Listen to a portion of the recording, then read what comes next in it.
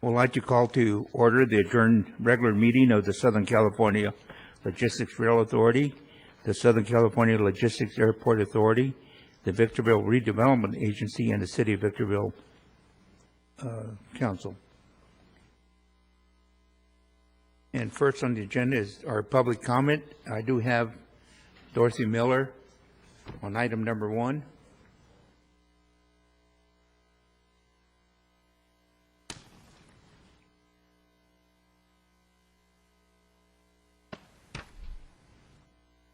Dorothy Miller.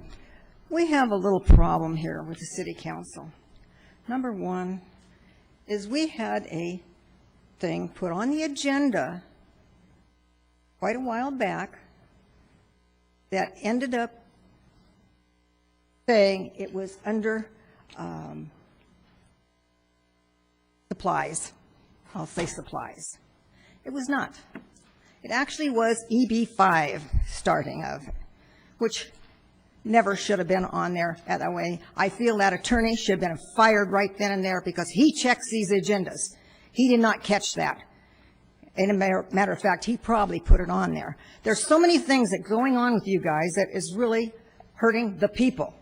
All you think about is yourself and lining your pockets, and that is not good. It is not good for the people of this city. Thank you.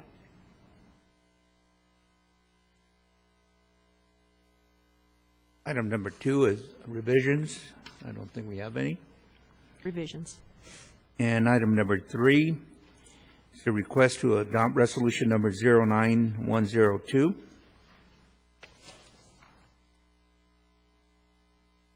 Resolution of the City of Victorville rejecting all bids for the SCLAA Industrial Wastewater Treatment Facility Operations and Generator Building Project, and authorizing city staff to proceed with the project for reasons of economy by means of negotiated contract pursuant to Victorville Municipal Code Section 2.28.220A2. Move adoption of proposed resolution 09102. Second.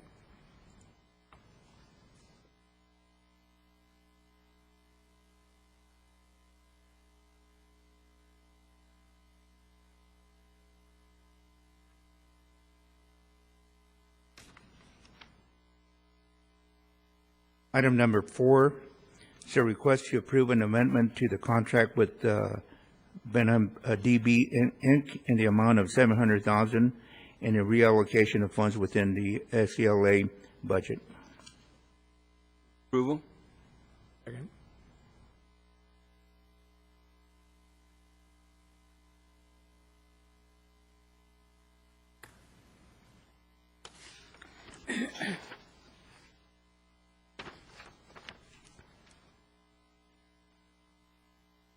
Item number 5 is a presentation and possible action on the EB5 investment program. Mr. Cox. Thank you, Mr. Mayor and Council. The EB5 program, which was previously approved by the City Council and referred to Keith Metzler, Director of Economic Development, he has put this together, has worked on it, and is prepared to make a presentation. Oh, there's Keith. He's praying right now, sorry. And he's going to give a presentation to the council in regard to this program, and so I'd ask Keith Metzler to come up at this time.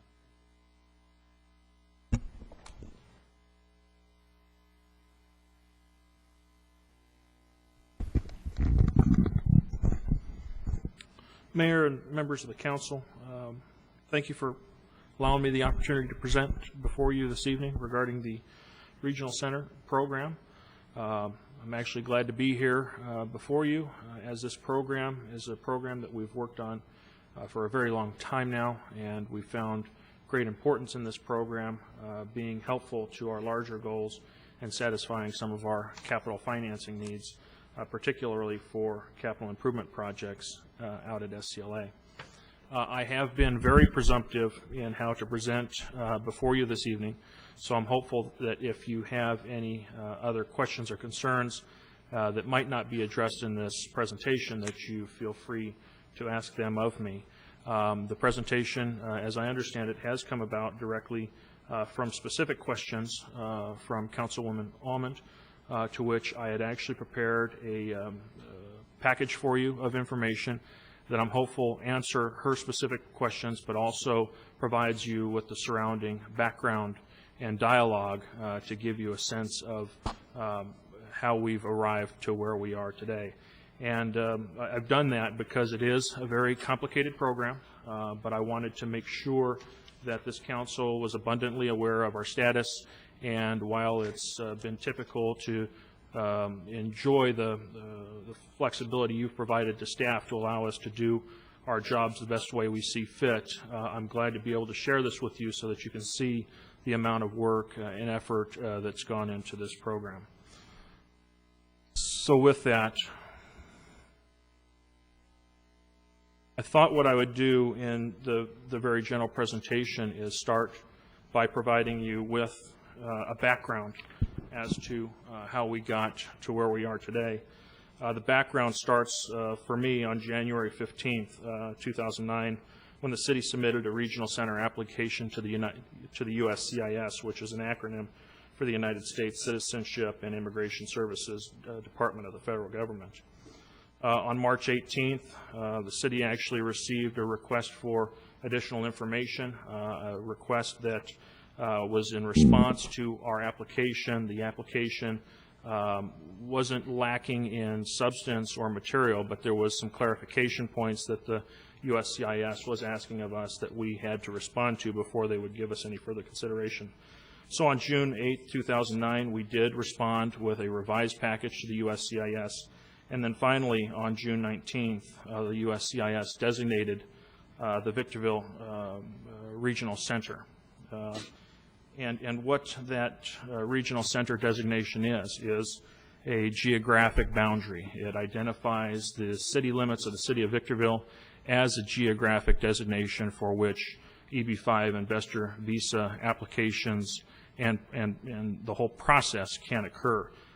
For example, all of the qualified capital investments that would be funded through this program would have to be submitted within the jurisdiction of the city of Victorville. On July 21st, 2009, the council authorized the formation of the Regional Center Victorville Development Incorporated, a nonprofit organization.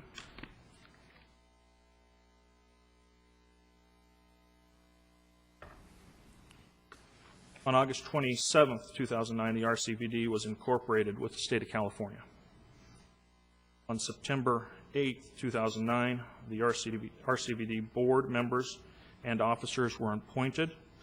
And to talk through its current organizational structure, the RCVD board currently comprises 3 members. The 3 members were appointed and are members of the executive staff of the city of Victorville. The chairman of the board is Doug Robertson. The other board members are Reggie Lamson and Sean McGlade. The board appointed an executive office. The executive office is comprised of a president and CEO, a treasurer, and a secretary to the board. The members occupying, or the individuals occupying those positions, I occupy the position of president and CEO of the nonprofit organization. Sophie Gates, who is the assistant director of redevelopment, occupies the position of treasurer, and Lisgenia Marin, who works in my office and has been instrumental in all of the application to date, is the appointed secretary to the board. On October 12, 2009, a milestone was that the RCVD processed and approved the Victorville Regional Center LP, the first loan submitted to the SCLAA.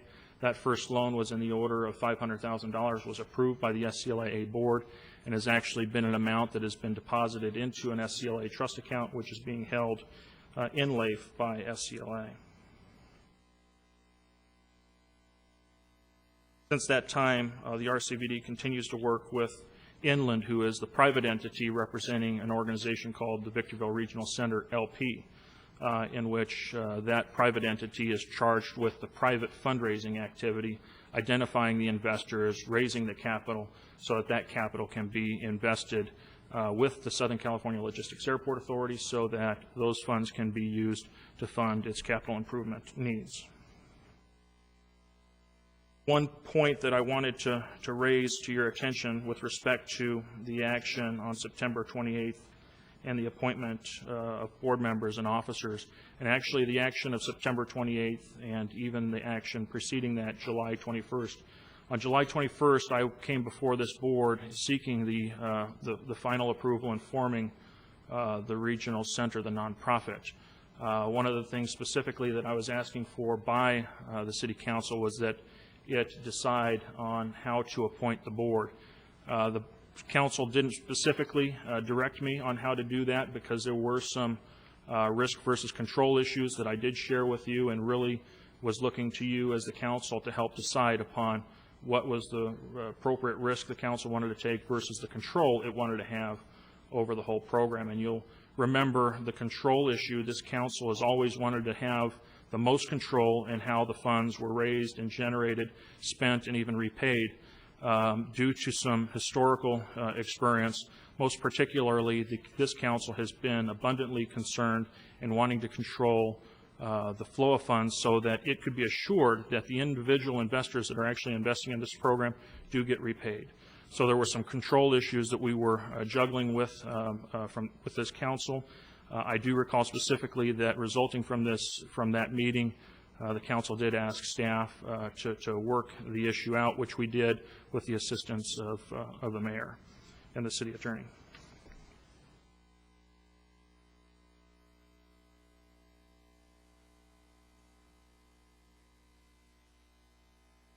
I think the next thing that I wanted to do for you is just maybe generally answer for you what is an EB-5 investor visa program. I think it's helpful to know that what we're doing is not new. This is not something that we created. This is a program that's carved out in federal statute. It's a program that is a part of the larger goal for immigration into the United States. The USCIS carves out 10,000 of these types of investor visa type visas. Of the 10,000 that is available on an annual basis, 3,000 are eligible specifically for this program that we've created, and that being the visa program that allows for direct investment into qualified improvement projects. Keith, Yes, before sir. moving, when did this program begin? Like 12, 15 years ago or so? I want to recall 1994-ish. 1990. 1990, okay. To continue on, what is an EB-5 investor visa program? It is a conditional permanent residency lawfully admitting an alien for permanent residency subject to certain conditions and responsibilities set forth in immigration law. It provides a method of obtaining a green card for foreign nationals who invest money in the United States. It provides permanent residency for the applicant, his or her spouse, and any offspring under the age of 21. It avoids the usual requirements of having to have family connections, securing a job, or running an actively traded business, making it a viable route to retirement. It encourages foreign investment into the United States. It focuses on specific geographic area. It promotes economic growth through increased export sales, improved regional productivity, job creation, and increases domestic capital investment.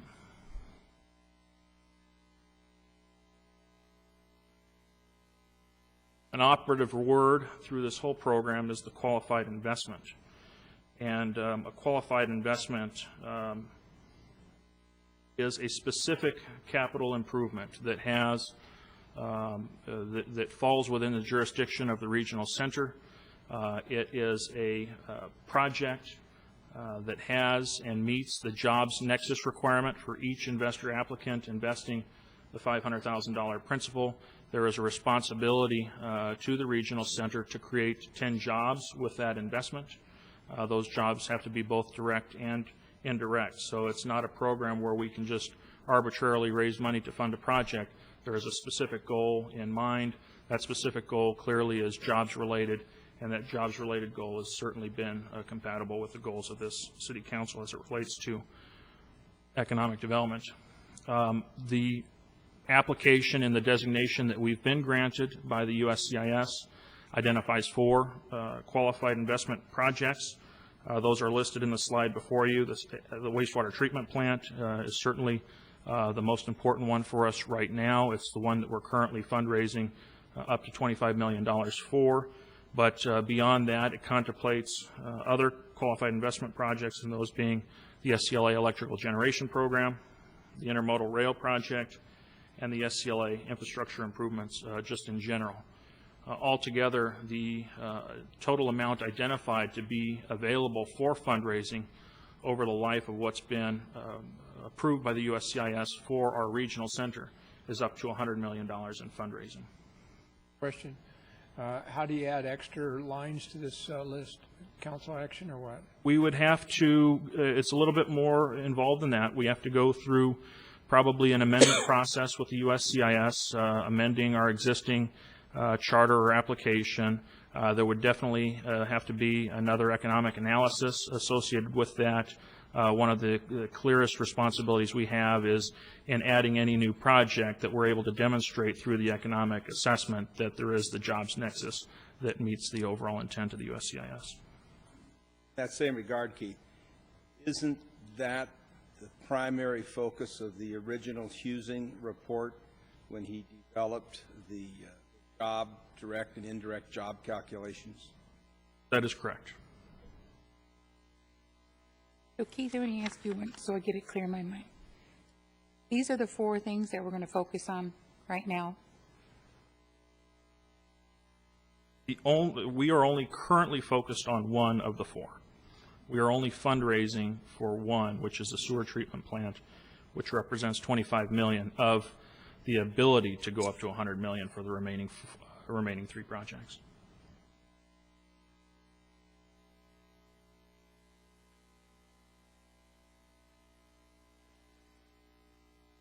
I thought, as I identified what the program is, it was probably appropriate to identify what the program is not. This program is not a grant of U.S. citizenship. There is a very meaningful difference between the visa, which is a conditional permit to reside, versus U.S. citizenship. It's very well could be that an applicant decides that it likes the United States and it wants to reside here permanently and that it wants to be a U.S. citizen. This doesn't guarantee that, but it does create an opportunity for that individual to actually pursue U.S. citizenship through the normal proper chains governed by immigration services. And with that, the program, it's got to be clearly understood that the fundraising that is done, even known to the investors, that the investment that they're making is an at-risk investment. There's no guarantee construed with the fundraising associated with the investment vehicles and investment projects.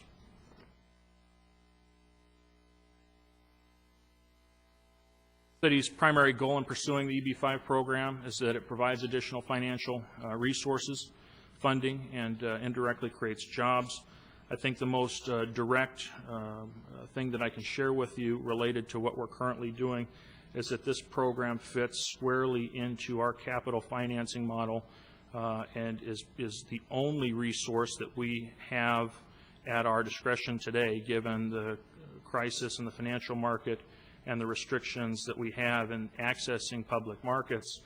This is an ideal intermediate financing solution. It's a bridge financing where it allows us to still continue to build our capital improvement projects. It allows us to get those improvement projects sustainable to where they're generating their own revenues versus expenditures to the point where they can self-finance themselves, ideally when the markets correct themselves. So this is actually a very important part of the financing equation for our sewer plant. Being a little bit more specific, right now you know that the sewer plant that you're building at the north end of SCLA is being financed 100% with internal equity today. The total price tag for that sewer plant, including incidental plumbing, is about $46 million. That $46 million is coming from the water district, is a large source, but SCLA also is a large source in funding that total $46 million equation. This EB-5 investor fundraising, the money that's raised from this program, is the only opportunity for us to quickly pull some of that equity back out so that we can get that equity into other meaningful purposes in supporting either the Water District's goals or the Airport Authority's goals. So this... Before you leave that, is there any cap, any financial limit on that specific project? I know the first tranche is $25 million, but you mentioned $46 million to build it. Is there any prohibition on going to the entire 46? There isn't a general prohibition. One of the responsibilities that the Nonprofit Regional Center does have is in reviewing the fundraising opportunity, having a comfortable and confidence in being able to satisfy and meet the jobs requirement or the jobs nexus. So the very simple math is 10 per the 500,000. So at the very least, what we have to do before announcing the fundraising opportunity, the regional center's responsibility is to conservatively allow fundraising to occur where it clearly believes that at the end of the 5 years there is going to be the jobs, indirect and direct, that are required as a part of the program. Otherwise, if those jobs aren't there, the program becomes in jeopardy with the USCIS. I have a question, Keith. The other side to that is that there needs to be the ability to repay that. I'm sorry, you're absolutely right. There's two fundamental responsibilities that I have identified in managing and running the nonprofit is the jobs and the ability to repay. You're absolutely right.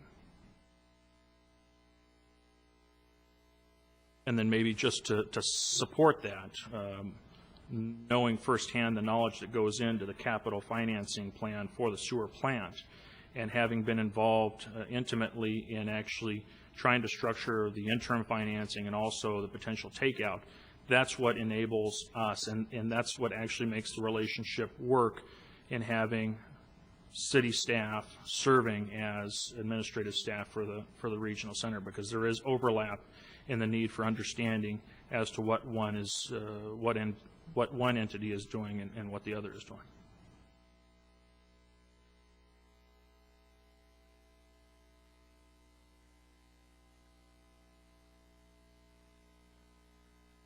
This slide is a slide that I've actually shared with you before, but I put it here again because there is a very mechanical process that makes this program work, and it really starts with three entities. The three entities that make this program in its entirety work start with the regional center, which is the nonprofit I just talked about, and I've got it labeled up there for number one, and I have identified the related responsibilities that we kind of just touched on. The second part of the equation is the limited partnership. I've typically referred to it as the private entity because you know, just in the names themselves, the nonprofit's legal name and the private entity's legal name, they get confusing because they're so similarly named. But the private entity, it's the Victorville Regional Center LP. That is the private entity where the general partner is the Inland Group, but it is an entity that ultimately becomes a partnership not just run by the Inland Group, but each individual investor that's investing in the program, that's spending the $500,000, becomes a member of that limited partnership. Limited partnership is principal responsibility is to raise the funds on its own dime, on its own ledger. It's to go to foreign countries, it's to hold seminars, it's to conduct interviews, screening of potential applicants that can actually qualify through the USCIS program, but also be money that can be used to satisfy our fundraising efforts. And who pays for this, Keith? That is all private. All of the marketing, the fundraising activity, that's all privately funded through the limited partnership.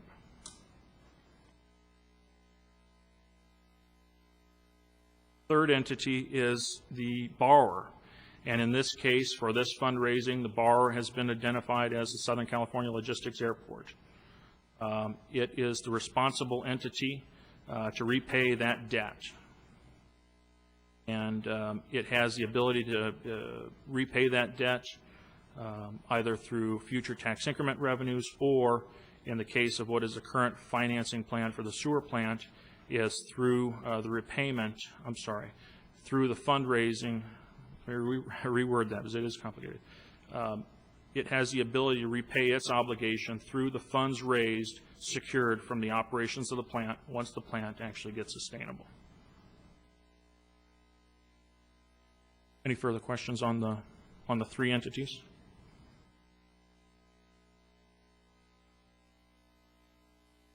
I think the final slide that I did want to show you is what is envisioned and what is the current budget for the nonprofit, the RCVD. And this is currently representative of what we're operating with from a budgetary perspective.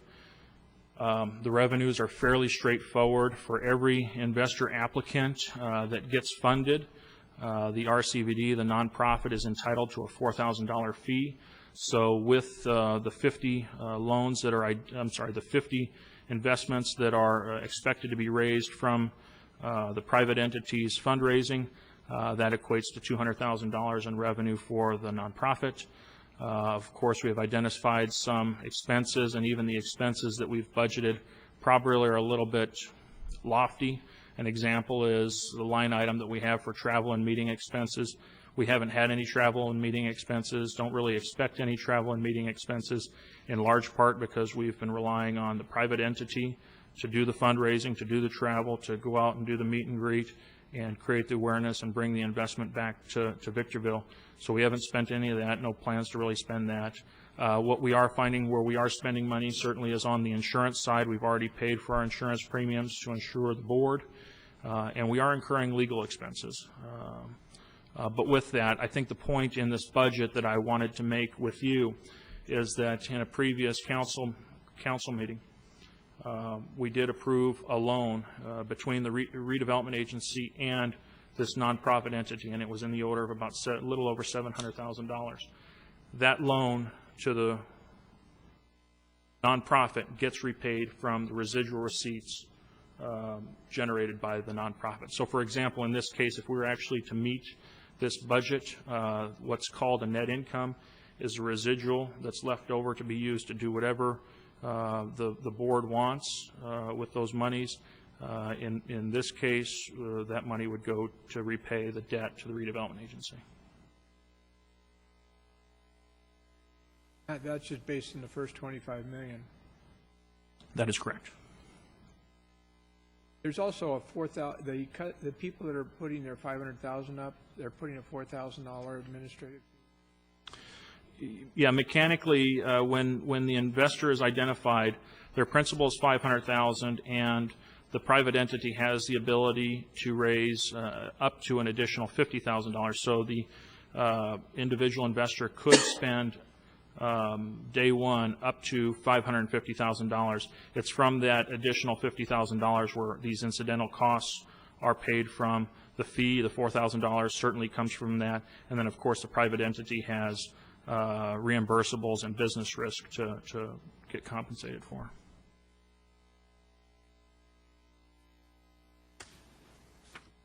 With that, that's all I had to present for you.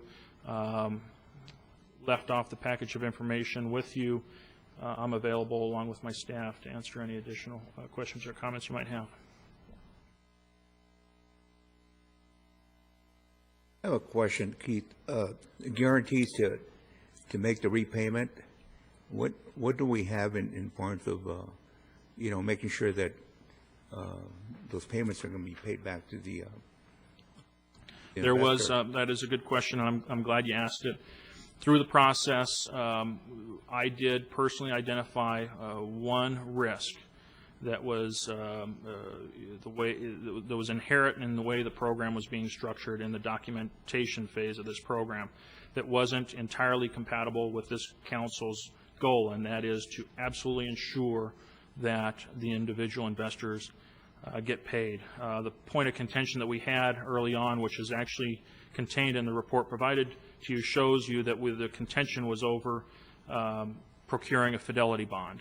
And really the fidelity bond was intended to serve as a mechanism to exercise upon if, for whatever reason, and the risk that we were identifying was that if SCLA repays the debt to the private entity, but the private entity doesn't make whole the individual investor, even though we envisioned the risk is unlikely, we did identify it as a real potential. So we had actually identified a fidelity bond as a mechanism to help mitigate that risk. We had actually acquiesced substantially on the value of that fidelity bond in exchange for the allowance or the concession made from the private entities, so that when SCLA actually pays the debt, if in the case of the $500,000 that it just raised, the structure that we concluded to allows the airport authority to repay its debt jointly, so that the check repaying the debt would go to the Victorville Regional Center, also would be the individual investor, to make sure that your goal in that individual investor gets his money back. That actually was a compromise, and is actually probably the most practical and productive compromise. In this book that I was reading, somewhere in there, it says that the records would be kept confidential and no one could get at them, as far as the balance in the amount of money that we had, how many investors we had. I wish I marked it. Well, there is a Toward the end. I'm sorry? It's toward the end of the,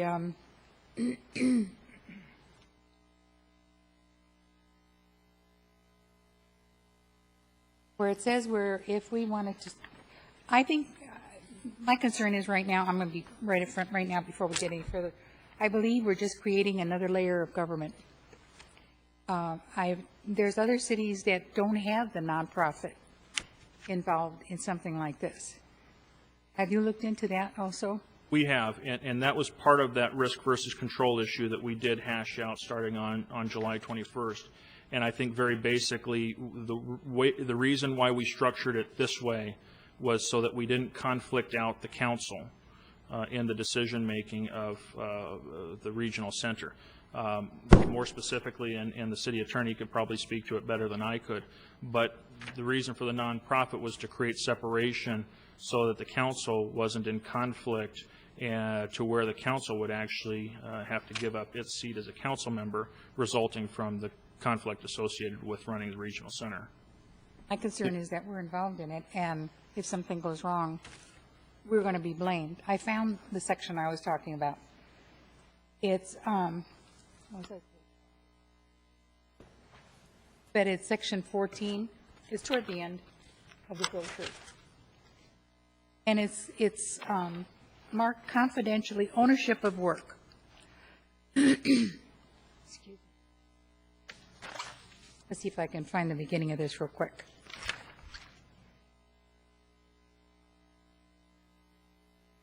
Which Administrative Support Services Agreement Okay. by and between the City of Victorville and the Regional Center of Victorville Development.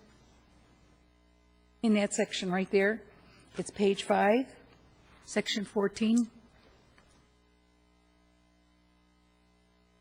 Which paragraph? Paragraph A, Keith. Okay. It's a general attempt to keep documents confidential. I think the intent here is to keep information the RCVD keeps with respect to investment information from the investors confidential to the extent, and the caveat is to the extent permitted by law. So if the law is otherwise required and the Public Information Act requires it, obviously the documentation would then become subject to public review. So it's just, it's an attempt, I think, because I think the RCVD is going to receive a lot of information from the individual investors, and to the extent possible, the intent here is to try and keep that information confidential unless otherwise required by law, which would be a public document request, and if we can't have a justification to keep it, it would then be public disclosure. But as So between if somebody comes and asks for the information, and with the Freedom of Information Act, they will not, chances are, under that, we'd have to make a determination if we could find it that it was appropriate to keep it confidential. If not, the documentation would be turned over. As to information with respect to the RCVD, all of that information is public, and in fact, we have to, I think, quarterly report to the United States Immigration Service and provide them all of the documentation as to what the RCVD is doing and what the City of Victorville are doing. So that documentation is all public. And if I may, let me address the other question I think you raised and Keith alluded to, which is the rationale for the city council not being the RCVD board. Initially, we had attempted to try and structure it that way, and after we did some legal analysis on it, we came to the conclusion that there was at least the potential, not necessarily would happen, but the potential for a finding of incompatible office. And if you have two public offices and there's some overlap between those offices, essentially if one board could supervise, could make decisions as to the employment, as to the termination of employees as between two bodies, then that could lead to a finding of incompatible office. Remedy for resolving that is draconian. It basically means that if you council members were to sit on the RCVD board and somebody was to allege an incompatible office issue and one was determined to be there based on facts and circumstances, you would have to relinquish your city council position. That's the remedy. And I think we briefed the council on that, and the decision was let's look for a vehicle that could provide essentially a buffer between the city council and the private entity, which in this case the LP, the limited partnership, which is raising the funds. On the recommendation of counsel from Washington, D.C., who works with the USCIS, they recommended that the formation of a nonprofit would be an appropriate vehicle to do that. It provides some limits of exposure to the city council, and at the same time it does not create any incompatibility office issues as between the city council and the RCVD. The direction here was to try and keep also the goals of the whole program consistent with the development and economic development goals at the airport. So at that point it was decided that we better have somebody that is somehow part of the city program be the offices of the RCVD. That's why the determination was made to have people that are currently city employees. They don't fall into the same incompatibility of office criteria that a council person, public official would have. Okay, so there will be just strictly employees from the city on this board? It's governed by the bylaws. The city council still has the ability to actually replace those people, and their terms right now are for 1 year. The thought is that it will come back to the city council. But they will be employees from the city and outside, not outside individuals? It can be outside individuals as well. You have the discretion as a city council to make that determination. Right now, the initial term for the employees was going to be for 1 year, and then the thought was we would look at it and get input from the city council as to how you want it structured. The thing that we were trying to protect against was if we have outside individuals, we wanted to make sure that their goals and objectives were similar to the city council's with respect to the development goals at the airport. So that was the rationale for bringing people that essentially were in-house into that position. I have one more question, then I'll be quiet for a while.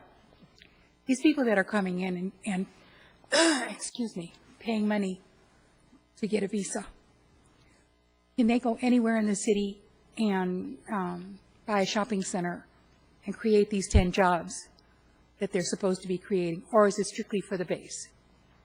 Right now, the way the program has been approved by the USCIS, the governing body as to how the monies are to be raised and spent, they cannot do that. The fundraising is specifically for the 4 qualified investment projects approved by the USCIS that has been submitted by the RCVD.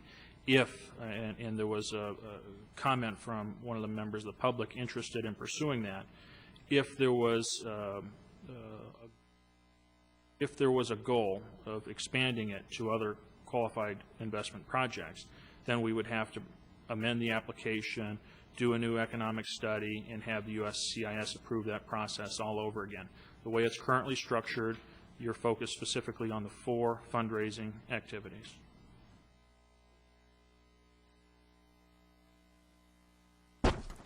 The reason I asked the starting date on that EB5, the 1990, something in my head says that that this program specifically kind of came out of the BRAC closures where the bases across the country were being closed, and an idea they had of they're going to give 10,000 visas anyway. If they can get some investor people type of visas, let them move up to the front of the line for their visa, nothing more than that. And here's some areas in the country where that would be appropriate. You said 1990. That pretty much fits in with the 1989 or 1988 when the BRAC activity began, and they're probably looking, how can we mitigate the economic impact of a base closure? Is that, am I off base, or is that about? It very well could be. I don't know the history, to be honest with you, and maybe this is an opportunity to segue. The inland team representing the Victorville, representing the Victorville Regional Center LP is here, and they have a team of attorneys also that has that knowledge of history that might be opportunistic to have them speak. I think their initial goal was to speak before you, to at least update you as to their current status, their fundraising activity, give you a sense of progress in their efforts. But that history they might also better recall than I.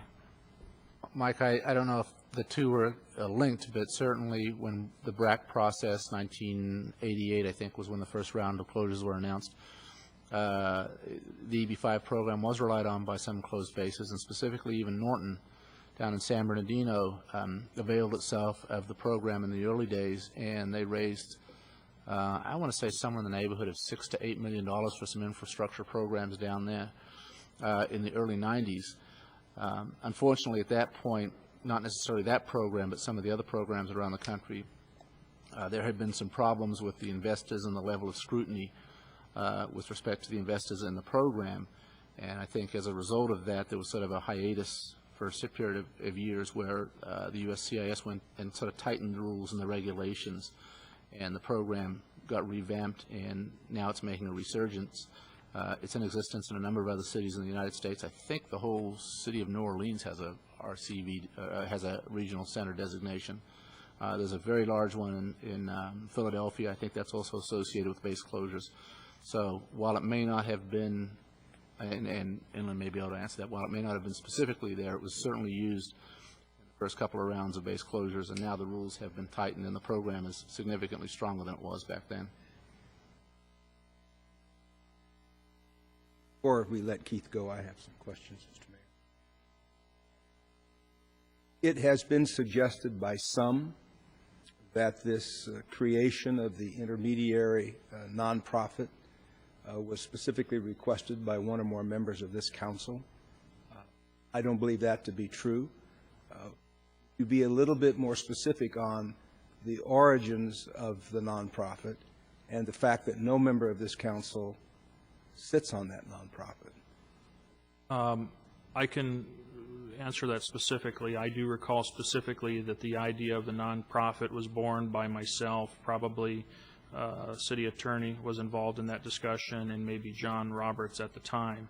And really the purpose was to satisfy the control issue. I think we understood that very clearly when we first embarked upon this program on our own. And being that control and ensuring that the individual investors were going to get their money back was of the utmost importance when we first started this out. So early on, and as I was initially involved, very much important to me was the structure. How is this thing going? What does it look like? So I very much was involved and probably was even the brainchild in the nonprofit structure. Secondly, to flesh out a little bit the concern that Ms. Allman raised about somebody coming here with a visa and then going and buying a shopping center or whatever it may be. My understanding that the EB5 program that is in place in Victorville has nothing to do with what any individual investor might choose to do on their own. Correct me if I'm wrong, but they invest $500,000, and that $500,000 can only be invested in the wastewater treatment facility at this point, and the job generation has to come from that program. It has no connection whatsoever to somebody buying a shopping center or building a mall or anything else. Am I reading it wrong? You're correct. Thirdly, there's been some that have suggested that this whole EB5 program was somehow hatched in the closet and came together without seeing the light of day. My recollection is that this council voted unanimously after a full public hearing that included presentations from a wide variety of people including our economist, John Husing, and that the specific vision of the council, the unanimous vote of the council, was to instruct staff, in essence, to move forward with implementation of the EB5 program. If I missed something? I don't recall the specific vote, but you are correct that the direction was clear to staff, and we have been very forthcoming, providing information on how this program is to be created and implemented. My last question is, it's been reported multiple ways that the city has paid Inland $770,000 for this EB5 program. Is there any accuracy in that statement? That's not entirely accurate. The $770,000 number actually comprises two components. There's an amount lesser than that, I believe, $150,000 less than that is the actual hard money that's been spent to date, and that was the actual amount spent to get the program started up. There was an expenditure to Inland as a part of that, and I actually detailed the expenditures for you in the package to where we did pay initially professional services associated with their effort in structuring and getting the program started. But the larger share of costs were a lot of legal related expenses. The biggest ones probably were legal in nature to the specific law that goes into immigration, which we had no experience in. It was mostly spent on bringing in the expertise necessary to properly structure this program so that it got approved by the USCIS. And that was important because the USCIS process was very rigorous, very complex, very complicated. And unless you understood how to fit within that, within their model, you were not going to get approved. This is not something you can just arbitrarily submit a two-page application for and hope to get it approved tomorrow. They have to be clearly satisfied because they have a very important responsibility on the immigration side. And as they are granting people the right to come to this country, they need to make sure that the actual implementation side is being fulfilled so that the larger goal and intent of the program is being satisfied. To add to that, the city had to hire Washington, D.C. legal counsel who were experts in this field and had several people on their staff who actually were former directors of the Immigration Service, knew the program intimately.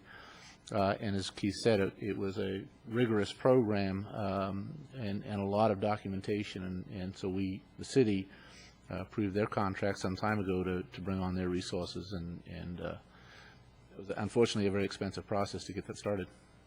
It took well over a year, I think, Keith. Since Correct.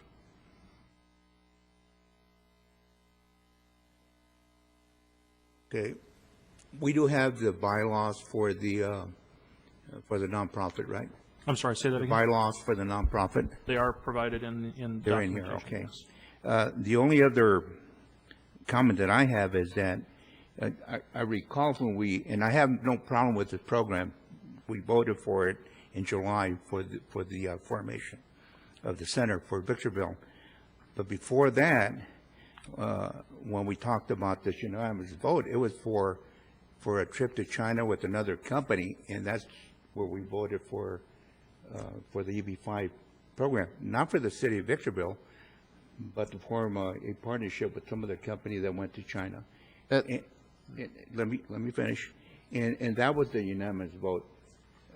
This other one came after that. And if when I look at this thing, it says the city submitted an application to the USCIS in January. We never voted for that. There was never an official vote for that. We did, after all the work was done, we did vote on July the 21st and authorize the formation of the regional center of Victorville. And I don't have a problem with that. I voted for that. I just want the record to be clear on that from my perspective. Any other questions? Well, let me ask you a question then, because it does bring up a legitimate question. We voted one time to get into the EB5 well before that date, came back with an analysis and said, hey, wait a minute, we don't want to do business this way. When we're not comfortable with those arrangements, even though the EB-5 program per se. So the council unanimously voted for the EB-5 in concept. Basically, that would probably be a tacit approval for the staff to proceed with a program that we could get comfortable with, because we weren't comfortable with the initial trip out of the bag, and whoever that person was, that bothered, at least from my point of view, it bothered us. And you can probably gather that from what the way you stated it. What I'm just saying is that nobody came before us and said, we want to form a regional center for the city of Victorville. It was, we want to get involved with the EB-5 program with someone else. It was, that's what I recall. And so when we submitted the application in January, we should have had a formal request to submit the application. I don't think we did that. I can't recall specifically. I can tell you, Mr. Mayor, that if it was under my direction, and I think my track record since the transition and since I've been directly responsible, I would have, but that's just a difference in management style. I understand that. We do have a regional center, and staff has recommended that to us, and we approved it, so go on with the business of doing that, but I just wanted the record to be clear from my perspective, what I remember. Any other questions, comments? Thank you, Keith. We do have a public, or not a public comment, we have Dorothy Miller who wants to speak on item number 5.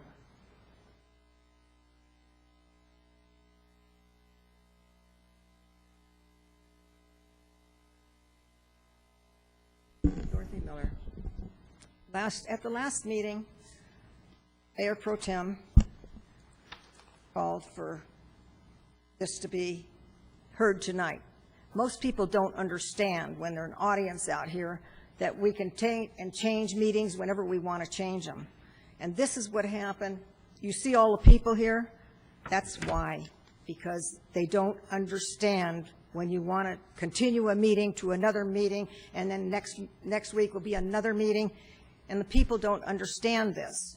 And this is something that needs to be brought out, and the people should know what's going on. Now, back to EB-5. That really bothers me a lot, because there's several things that's gone on here that should not have gone on. There was a gentleman that came up here from the Orient, and he wanted to have businesses here in the city, not at the airport, in the city. Oh, EB-5 apparently don't cover that. Now, if somebody can answer that they do cover that, wonderful, but I don't believe they can. And then paying the money back. That's another thing that bothers the heck out of me. If you're going to get money from somebody, and then you're going to turn around and give them back and give them a visa too? Why? I mean, we're just going head over heels in debt, and we are so far in debt now, I don't think we'll ever get out. And I hope the grand jury steps up to the plate and gets everything taken care of that the people in this city can live with, because right now it is absolutely out of control, and it's really a bad situation for everybody in the city. I don't care about the airport. That is going down the hill just as fast as everything else is, and it needs to be taken care of, and good for the grand jury, and I hope they really get them. Thank you.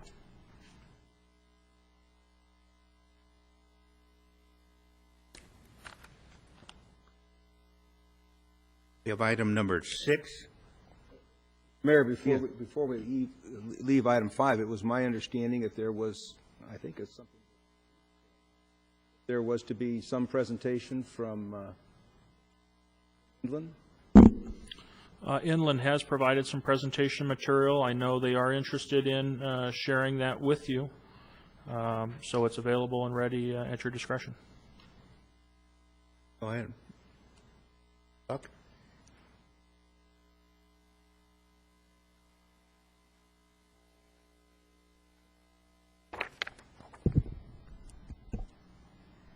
Good evening, Mayor, Council Member, and everyone here. First of all, thank you very much for the opportunity to be here, and thank you for your time to let me give you the update on EB-5 program our company presenting right now. Myself actually just came back from a marketing trip from China with one of our executive, Paul Texan. He's here as well. We just came back from China on the 11 days tour to promoting this program. This program actually is approved by a U.S. government back November 1990.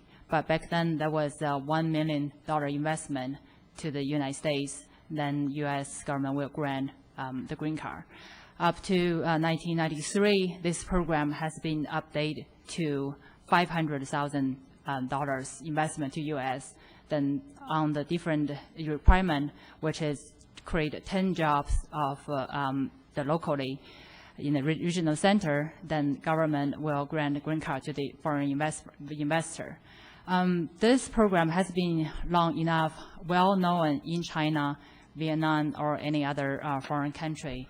The reason it's been popular recently, first of all, because economy going down a little bit in U.S., and on the other side, in China, the economy blooming. People have more cash, and USCIS, our federal government, open up the requirement. So that's make this EB-5 programs more easier, more interested to the people who is has this credibility to apply for. From my trip, the most experience that the more people interested, and we answered a lot of questions, and they specifically interested in our program in Victorville because, first of all, this is a city, is a government project. Second of all, we have present our program in some of the brochures. If you would open, I believe everyone has this the folder. There's marketing material in there. Just more specific, that's the white paper with the red cover. That's the marketing material we present to our potential investor. On the same folder here, we have Housing Report. Housing Report answers two major concerns that the most investors, what I met, and also some of our agents met, which the first one is how to repay back the $500,000 loan once they loan to the city. On the second major concern is how and where and on where to create the 10 jobs to meet with the requirement of USCIS. If you would look it up on the page 5, give you more specific where the 10 jobs will be created, and to meet the requirement of USCIS, could be indirect or direct. On this Housing Report from the page 5 until if you see more details on this page 6, give you the idea of our regional center could create almost 1,200 jobs, and which jobs to meet 50 investors we approved by USCIS is far away from that requirement. So that's two major concerns from the investors we met and we explained to them. This is two books that explains to the investors. And also in this folder, we have the letter from Fragment. Fragment is one of the most famous immigration law firm in the nationwide. And we hire them as our immigration lawyer. And on their recommendation letter, on the second page, if you would read, in summary, I can report that the project is moving forward and processing above expectations, and its marketing and promotion is being done in a highly professional manner. That's the recommendation from our attorney office.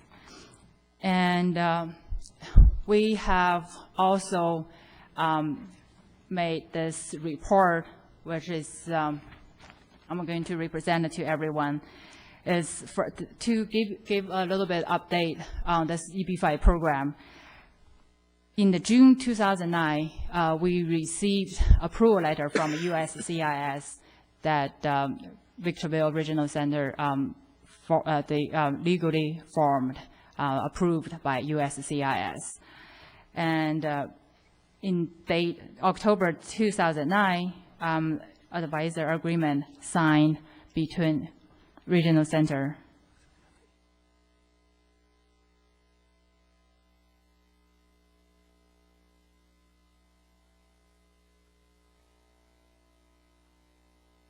October 2009, the advisor agreement signed between Regional Center of Victorville Development, Inc. and Inland Development. And this is the report, and then I'll give you the update until as of today. As I mentioned, me, myself, my name is SCLRA. Sorry, I forgot to introduce myself at the beginning. And I'm a vice president of Inland Development, and I directly involved in this EB5 program. I went to China with Paul Texan, which is the executive of Inland, directly involved in this EB5 program as well. We went to 6 cities, majorly in China, Shanghai and Beijing, and the surrounding cities in Shanghai. And also we have another group. They are currently in China right now. There are executive as well of Inland, Michael Gilmore and Tony Panna. They will be conducting of 9 cities to promoting our EB5 program as well. And so far as of today, there are approximately 600 potential investors have been introduced to our EB5 program. Those are included some investors, potential investors visit our office, or they've been presented our program by through our agent or agent's sub-agent. And there are about 80 potential investors toured SCLA and or visit our inland office. In that number, 30 potential investors have indicated to us that they are ready to be investor in our EB5 program.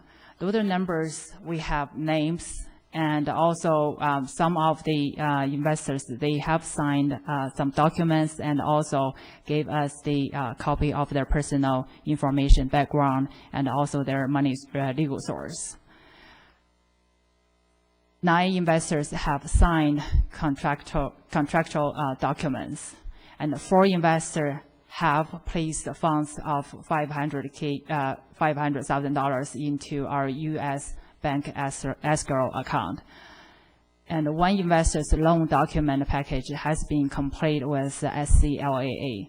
The other 3, they are in the process due to the, we're waiting for the receipt from USCIS. That's the procedure that to provide to the investor. Once we file the first step, 526, and the USCIS will give us a receipt. The receipt proves that their application has been filed with USCIS, and that they can check their status on the website of USCIS.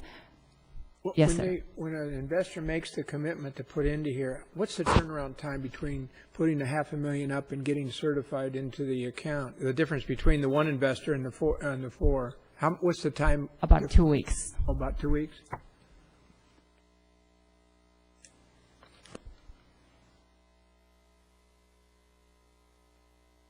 And we have estimate 5 investors will have their document package complete with SCLAA the first council meeting of January, and 5 more shortly after that.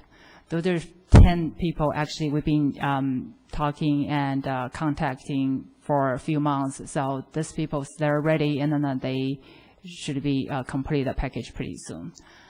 By the end of the first quarter of next year, we expect to have all the 50 investors, total amount 25 million identified. By the middle of the second quarter of next year, we will expect the funds from all 50 investors to be placed. That's all the updates until as of today, and thank you very much for the opportunity again. We have executive from Inland here to answer the questions or concerns that you may have. And again, thank you so much, and have a great evening. I just have one question before Ms. Lee leaves. It's a very subjective question, and it's probably an unfair question, but you come from the culture, as I understand it, China. you are from China. Yes.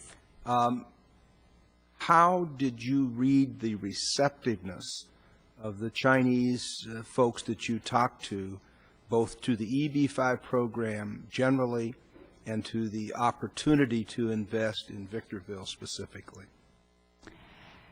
To answer that question, give you a little bit of my background. It took me 21 years to receive my U.S. citizen. I'm 39 this year. It's since when I was very young, very little. That's my dream, American dream.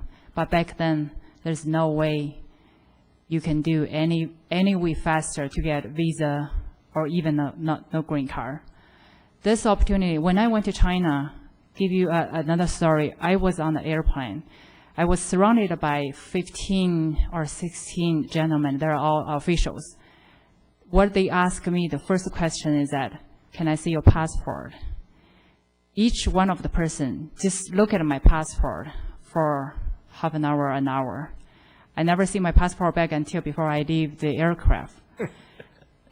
I almost forgot until the guy goes, oh, here's your passport. I goes, oh, I need that.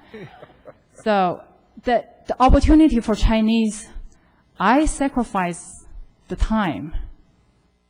Is my family, I haven't seen my parents for 15 years because I can't leave the country. Back then, there's no way besides just stay here, wait.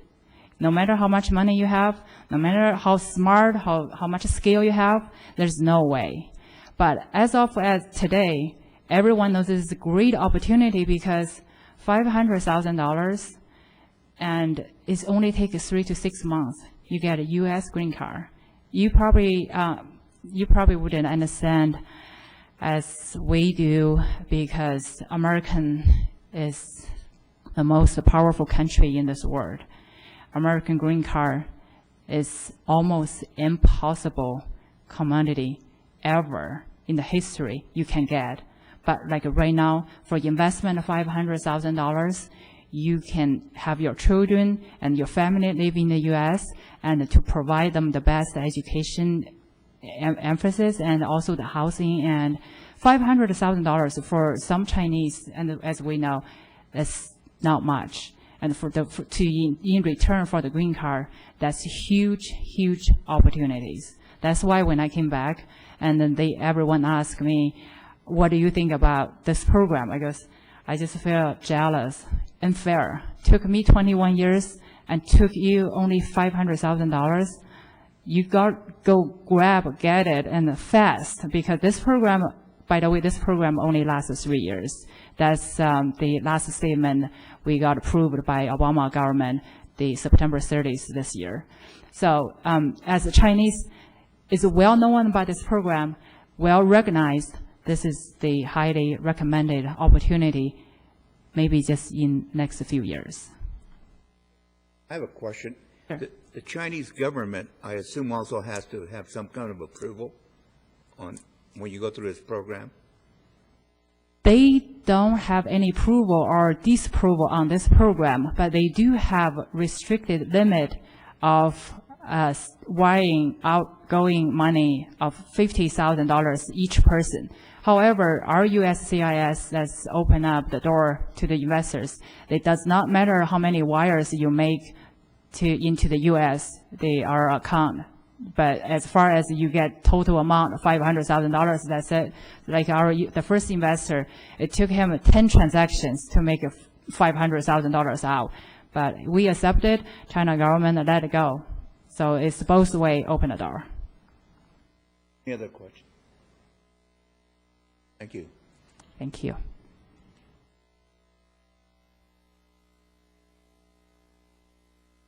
Good evening, Mayor. Good evening, members of the council. Kind of feel strange tonight standing on this side because last night on City Corona I was turn off. I do that. Okay. As of last night, I was given a certificate of recognition from the City of Corona as an outgoing chairman for the Planning Commission. So tonight, I'm the one on this side presenting our EB5.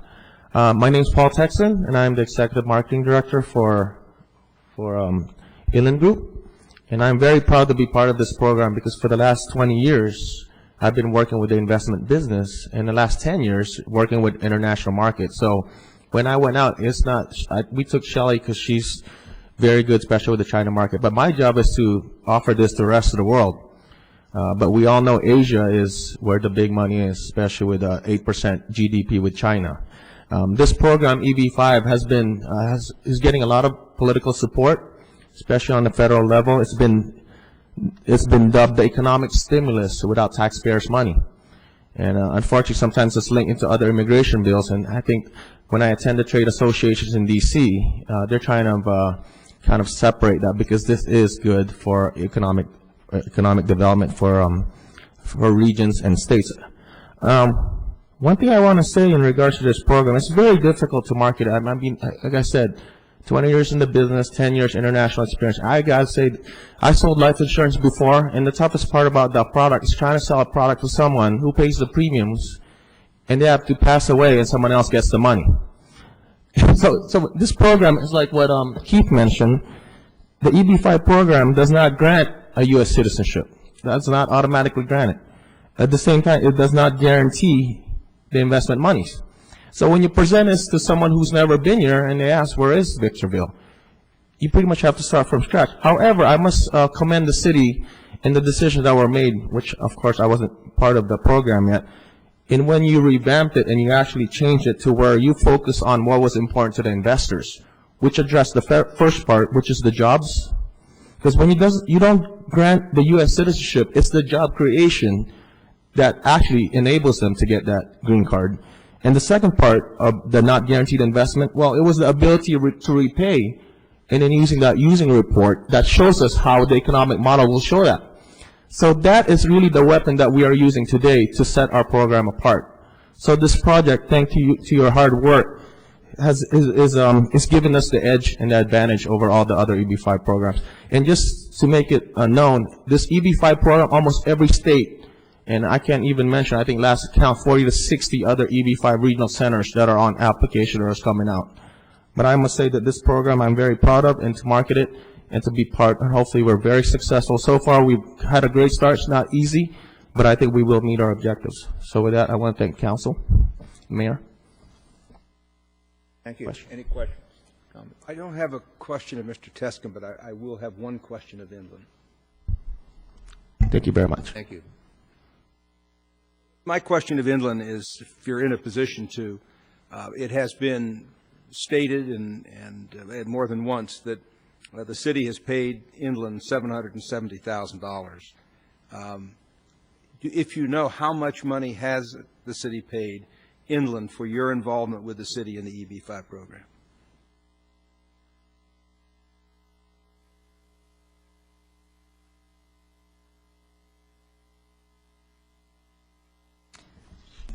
Good evening, Mayor, members of the council and staff.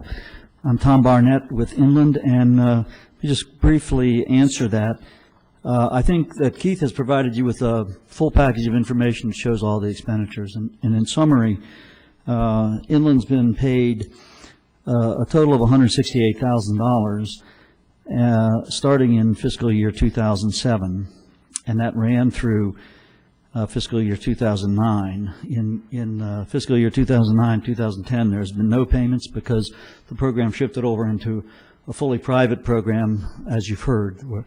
But of that 167,000, approximately 75,000 was actually paid to Inland. The rest of it was third-party costs that Inland incurred and was simply being reimbursed for. And during that time, we spent the initial part of that money working with the city to try and put a program together with CMB, as you're aware. And then when that didn't work out, we began working with the city to try and help the city establish its own regional center. And once that began to get some legs under it and it began to take shape as a regional center by the city with a private partnership formed by Inland, we began absorbing fully all of our costs and were not reimbursed by the city. So the last real invoices we submitted to the city for any activity directly relating to inland was in 2008. From the beginning in 2007 through the present, we've spent a little over $900,000 of our own money. And that includes all of the travel. We're now up to some $56,000 worth of travel that we have put into the effort. And on the legal side, we ourselves have spent over $140,000. So we feel like we are fully carrying the load on the private side, and that initial money that we were paid by the city is, again, was simply during the phase when we were helping the city get a program off the ground. I hope that answers the question. Questions, comments? Thank you. Item number 6, it's a presentation on the rail and inland port projects. I had a question. Any need to reaffirm that this council is unanimously behind the EB5 program at this, as we sit here today? Is there any doubt as that, or is there any vote? What was the last vote on EB5 that certified this as being a policy of this city?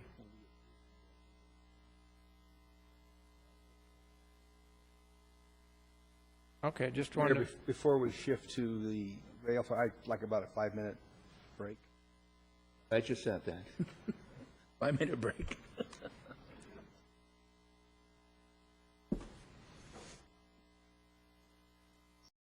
Regarding item 5. Yes, Mr. Mayor and members of the council, as we adjourned or recessed, a good point of clarification and might help address, especially if it comes up in the future, with respect to the comments that have been made relative to competing interests, competing developments that want to develop in the city of Victorville, that would like to be able to use an EB5 type resource. I think one of the important points that should be shared with this council and could be helpful answering those questions today and into the future is that clearly our EB5 investor visa program is focused on the 4 qualified investments that we have identified. There's nothing that we are aware of, however, that precludes any other private interest from developing their own regional center, similar in nature to what we have done, which is to mean that if the program and the financing opportunities was important enough to those persons, they could just as easily go through a similarly natured process as did we and develop their own regional center. And I think a point in support of that, though I don't know much of the technical details beyond the generalizations that I'm providing to you, is that our regional center, in fact, has an overlapping nature to a regional center that was actually previously bestowed by the USCIS to another private entity. And the overlap actually involves the geographic area of SCLA. So with that, I think the point is, especially for those that might have a project that's ready to go right now, if this financing vehicle is important for them enough, they could actually pursue the program on their own.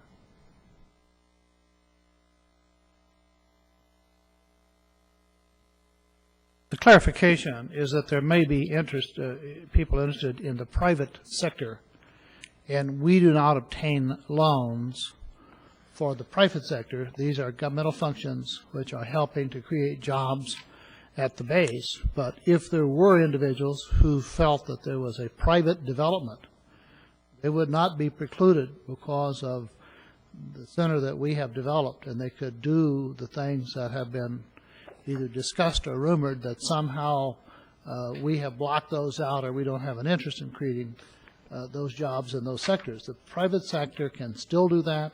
We don't interfere with it. We have nothing to do with it, but we don't preclude them from doing exactly what we have done. So the opportunity is there, but we would not be investing in a shopping center or private development. We'll be investing in governmental activities, but it's there if they want to do it. So. Thank you.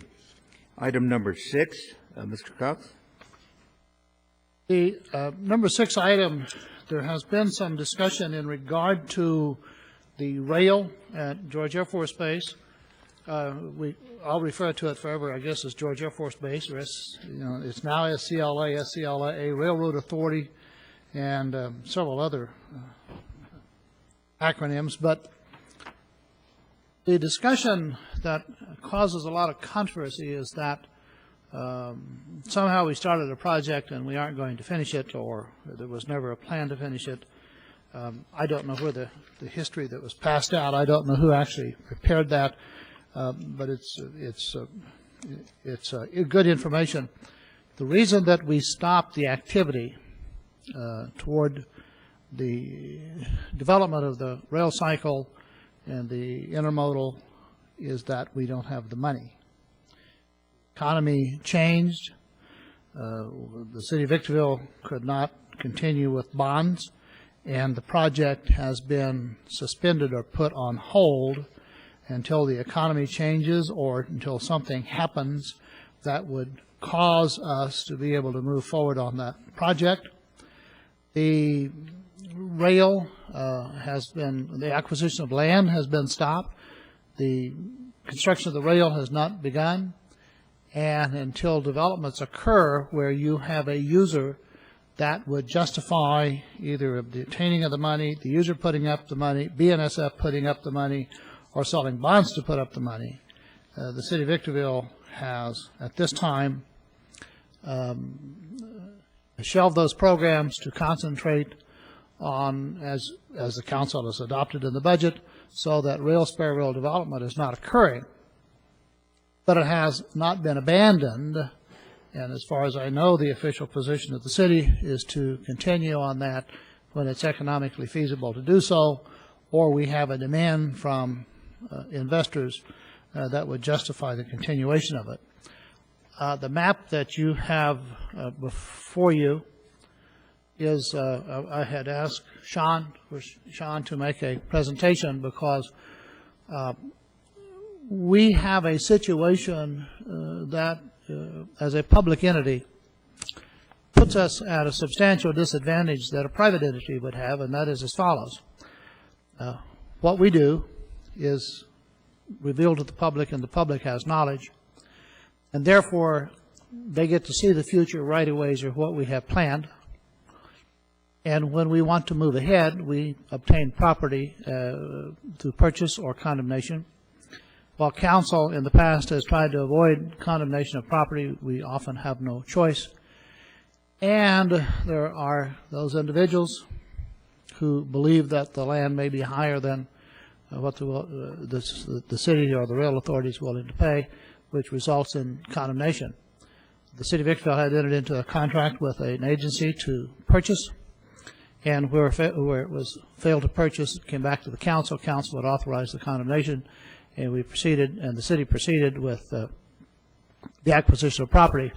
But again, because of a shortage of funds, all that activity has been suspended, and I would ask Sean McGlade, who is the city engineer, to point out the improvements that have been made currently and the planning that has been made for the future acquisition of right-of-way, and also then the property. I think that map is shown. He will also explain where the east-west corridor is located, because that's affected by the right-of-way alignment, and also that the property to be acquired in the future. If that's okay with the council, I'd ask Sean McGlade to continue. Mayor and Council, I'd probably like to start with asking you to take a look at the heavy red line, which is the, if I can get this to work.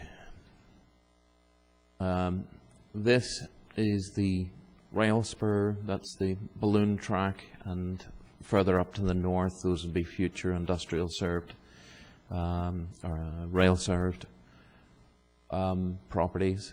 The focus primarily was down in the first 8,000 feet, which would be the connection to the mainline BNSF. It traverses National Trails Highway under a bridge, and the crosses a major wash, and then terminates at about this area where there's a second wash. The blow up of that first 8,000 feet is in the top right hand corner, and it may be a little bit difficult to make it out, but there is a depiction of each and every parcel that was acquired, and there's a range of parcels associated with this. Let's first talk about the old U.S. Air Force Railroad right-of-way, which I'm kind of indicating. And it was not suitable for use to provide the rail access that was desired for intermodal use. It was fine for the shorter length trains that served George Air Force Base. They were able to negotiate the tighter curves. The goal of the intermodal is that we have, you know, up to 8,000 foot long trains, and they just cannot negotiate curves as tight as that. So we attempted to use as much of that right away as possible, especially in the area where it connects to main line. But primarily we had to pick a brand new alignment, and took a look at the overall as it pertained to the most suitable area for the intermodal, and that's the intermodal area where the multiple red lines parallel one another at the east side of the base. In all, there was about 14 parcels that were acquired directly for the rail project. In addition to that, the city had previously acquired under tax sale approximately 120 acres. Some of that was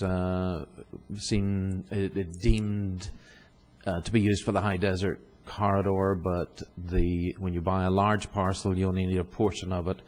The remnant, it just happened quite often, the remnant was useful then for the rail alignment. So we saved quite a bit of money on right-of-way acquisition for that. The other parcels that were acquired, 14 parcels, as I said, there were 3 that had relocations associated with them.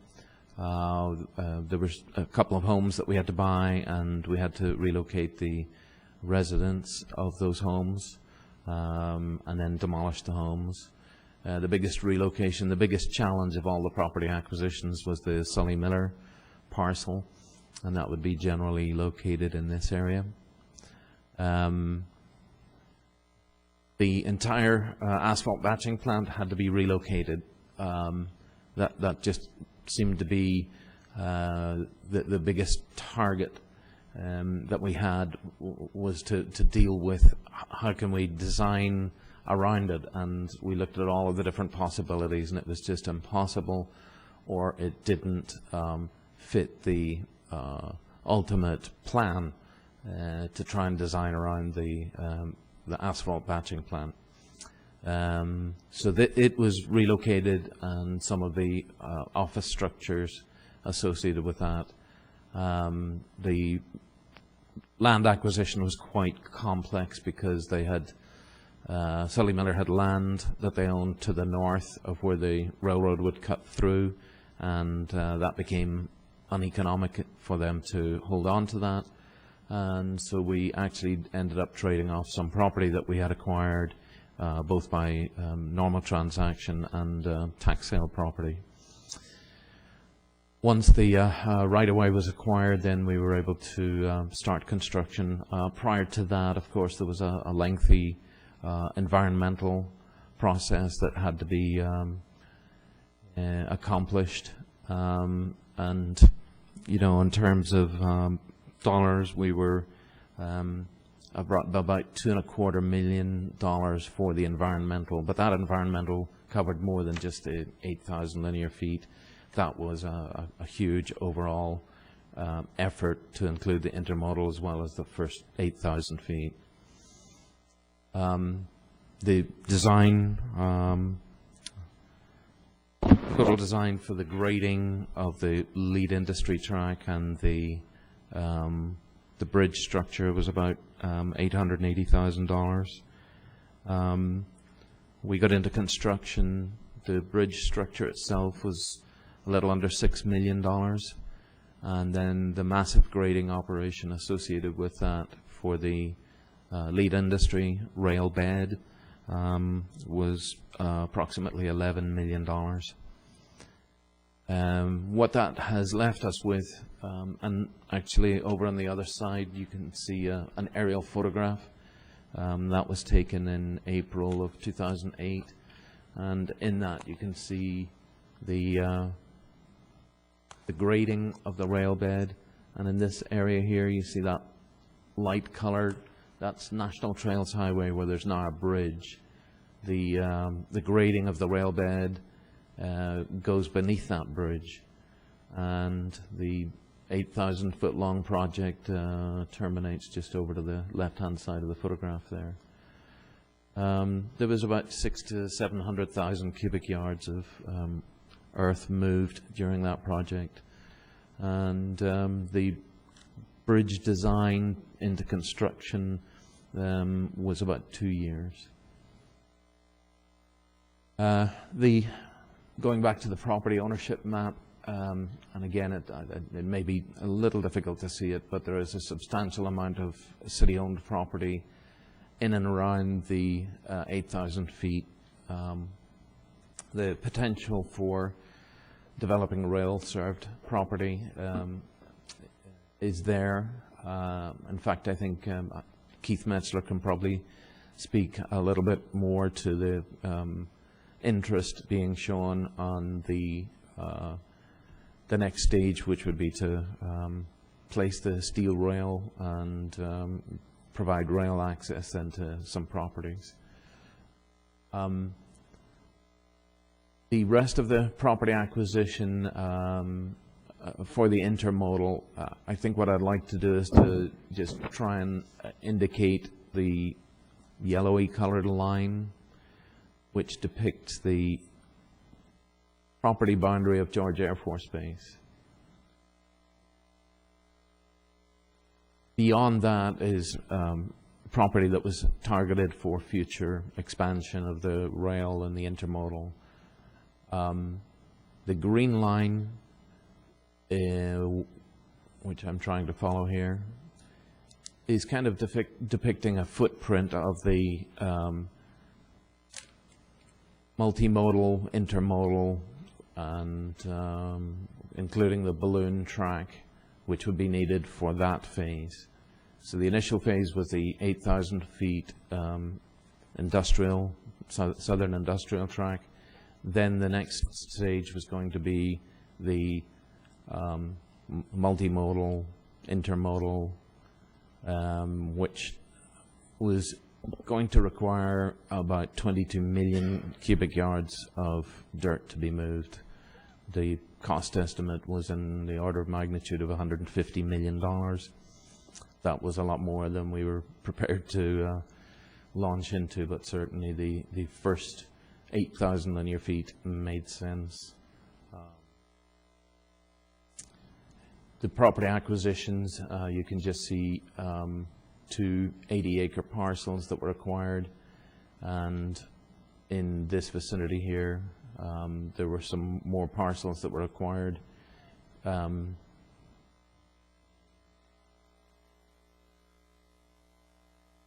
And beyond that, there were negotiations for further acquisitions, but all of that came to a halt, as Mr. Cox explained. And I think I've covered everything that I want to cover as far as that goes. I'm glad to answer any questions. Sean, how much did we as a city spend to build the rail bed from BNSF mainline to where it ends at this point in time? And can you give us total overall number, and then back out of there what may be attributed to High Desert Corridor? Because it sounds to me like requiring land for 2 different purposes. So how do you attribute what the cost of acquiring that land is to the rail as compared to High Desert Corridor? Let me just say that it's very hard to put a number on that for that very reason, but the actual expenditure of property acquisition was a little over $7 million that was directly attributable to the rail project. But like you've indicated, some of that parcel that was acquired for the rail may be used for the high desert corridor. So we haven't done that calculation yet, simply because we're not to the level in design on the high desert corridor to be able to identify that. Okay. During the design of the rail, one of the things that we had to do was to get two different design teams together to make sure that the high desert corridor and the rail were designed in a way that they wouldn't conflict with one another, but also that we weren't left with large undevelopable parcels caught between the rail and the high desert corridor. So there was a considerable effort of coordination on that. But we're just not at a point where we can do that calculation and back that number out. Overall, though, to answer your question, overall the amount of money spent to get the 8,000 linear feet done was about 27 million.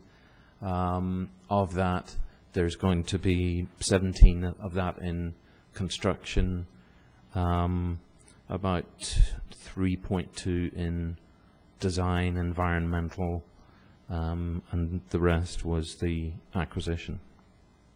John, as you follow up on that, as part of the land acquisition, though, the direction from the council was to also acquire by negotiated purchase any parcels of willing sellers. So we acquired parcels that went beyond the scope of the rail bed and the rail project, and essentially have those for future land development as well. So again, that makes it difficult to back out that was just required for the rail project, because we were able to acquire some larger parcels, the remnants of which would be used for future economic development purposes. That's correct. And the $7 million number were just those parcels attributable to that 8,000 feet lead industry. And that's the number used in the 27 million overall. And can we go back to a statement you made about moving dirt and costing $150 million? In your expert opinion, to complete this, just to get it to the point where the intermodal and ultimately the multimodal yard would be built, what's your projected cost for that? That would be, I think that is the $150 million number. Nothing beyond that, 150? Yeah, I mean, you're going to have road, drainage, sewer improvements, the rail itself. The 22 million cubic yards of earth moving is it's a major part of that 150 million, but that it includes more than just grading. Okay, and one last question, then I'll be quiet. Obviously, BNSF spent probably hundreds of millions of dollars in doing a third line up through the Cajon Pass, which all indications would have pointed towards them building the intermodal yard, but then the economy fell off the cliff, and so that seems to have died as well with them as much as it has with us. Where is BNSF on this, and are they still committed to doing this? And I may have to direct that question to someone else, but I would like to know the answer to that. Perhaps Mr. Metzler has... I have had discussions with BNSF on a number of different levels. As it relates to the intermodal project, there is no commitment currently from BNSF to build the intermodal project. It's still something they still have as a part of their larger capital improvement plan, and do believe that the need, just as it was, is going to be in the future. What we've currently experienced when BNSF made the improvements through the Cajon, they were very basically adding capacity through that Cajon Pass. And in general numbers, before the improvements were made, they might have had a capacity of 90 or so mile-long trains a day. That was more or less what they were pumping through, and that was their choke point. Getting through the Cajon and getting triple tracked eventually out to Barstow allows them to increase that throughput, and I don't know the exact number, but it's substantially greater than the 90 that I just spoke of. That was what they were planning for. That's what all of their logistics models showed that they needed to accommodate as the growth, particularly coming through the ports of Long Beach and Los Angeles, were continuing to grow. That's what they needed to do to try to keep pace with that volume coming through the ports. Obviously, we know what has happened at the ports, and the throughput directly into Long Beach and San Pedro has dropped dramatically. And just in my general discussions with the railroad, they're not believing necessarily that that volume will pick up to a level that's going to cause them to even think about starting to build intermodal until maybe 2013 timeframe. And that's still subjective. There's a lot of variables that I think have to play out in the larger global trade and throughput through the ports of Los Angeles. One of the particular things that is worth watching, especially as it relates to containers coming via ship to the Pacific and through Southern California, is are the shippers going to continue to ship through Los Angeles and Long Beach, or are they going to look at alternative ports? That's a very big question right now, and a lot of it has to happen with the lack and ability at the ports and the infrastructure surrounding those ports to actually keep up with the projected models of growth. Unions are certainly an issue that's always concerning the shippers, and if there are things like strikes as they've had in the past, that certainly impacts the shipper's ability to get product into the domestic marketplace for consumption. So it's one of the things that is the variable is not necessarily assuming that the same volume that you once had is going to be back in the same form time come 2012, 2013, 2014. So it's really going to, it's a big unknown right now with respect to the demand that's going to drive the decision making into BNSF's intermodal plans. Thank you. That's all. We add on to what Ryan brought up a bit, this compatibility of the E220. I sat on that committee until Ryan came on board and is on the committee now. So one of the, and check this, Ryan, with Keith, but with Brad, but I believe that they took an official vote, if my memory served me correctly, and here's what the statement was. The statement was, we're building, that was when the tax increment was rolling, it looked like, hey, 50 million or 100 million addition over a 30-year period added into this project to just make our east-west portion to the airport was going to be good to go, and by the way, we're doing this railroad.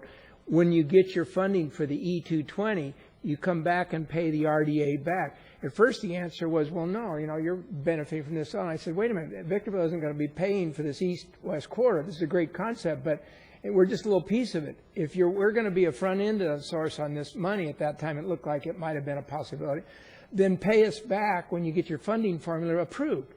And then I believe there was a vote the next month, and Brian Kingler was with me at the time. I believe we took a vote, and the vote was yes, if Victorville fronts any money in terms of the E220 corridor, that money comes back to our agency, our airport agency, or RDA. So if there's some compatibility here and there's a financial benefit that feeds off that, then there ought to be a payback into that as well, because we do have extra land there, and not necessarily specifically to help their corridor, but nevertheless to pad it so that neither one was stepping on the other's toes, and we'd maintain our rail. So I believe there's an agreement with the board to whatever money's up fronted to roll back to the city.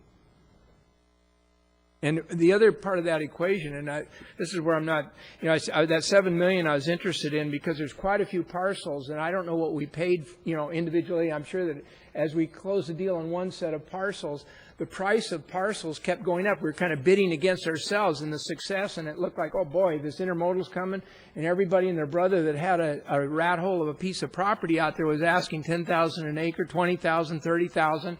The numbers are getting ridiculous. Well, today, if you were to try to acquire that same batch of parcels, my guess is it would be in the $50 to $100 million range based on the stuff that's bouncing out there now, where we might have gotten some for $3,000 an acre. Today, it's not unheard of next to the airport to find some parcels worth $50,000 an acre. So it's a huge increment over just a few years since we've acquired this land and this easement right. So we've probably got the hardest part and the most detailed part completed sitting here, at least ready to spring off on a major development at a relatively modest price. Thank you, Mayor. I'm the one that asked for this workshop and opportunity to discuss it, and for several reasons. Many of the original decisions were made by council members, only I being still on the council when this stuff started in 1992. So part of it, I think, is just to make sure that everybody understands the historical aspects. Secondly, I'm really glad to hear Mr. Cox's comments that the rail from BNSF mainline into the base is suspended or shelved and not abandoned, because that was a part of the motivation for having this discussion. It has been suggested and reported that the bridge was a bridge to nowhere, and it was a boondoggle that was hatched in fairly recent times. And the fact of the matter is that that simply is not true. I won't go through all of the material, but I have provided you with a copy of the history, and Mr. Cox said it was interesting. He didn't know where it came from. I am the author of all of the materials that I've given you, Mr. Cox and members of the council. Almost all of it comes from public records that can be easily authenticated should there be a need to do that. What I thought I would do, my concept of this workshop, was I was going to make some comments to kind of set the stage. Then I was going to ask Sean McGlade, the city engineer, to give us an update as to where we are, which he's done. I also am going to ask Keith for some comments. I'll kind of give him an advance so he can be thinking about it, but has to do with rail-served properties, our success at Foxborough, and the lack of land at Foxborough, and how that plays into some of these decisions. Then I thought I would ask our partner, Dougal Agan. I invited Dougal Sterling to be here specifically for that purpose. And then, because it focuses so much on the inland port, I also intend to ask Buck Johns to comment a little bit about where we have been and where we are today with our relationship with the ports of Long Beach and Los Angeles. But I think it's important that we recall that in 1992, when this base closed, there was a huge competition for who was going to develop George Air Force Base, who was going to control it. And I won't go back through the tortuous history of our legal battles with Adelanto, but ultimately Victorville prevailed.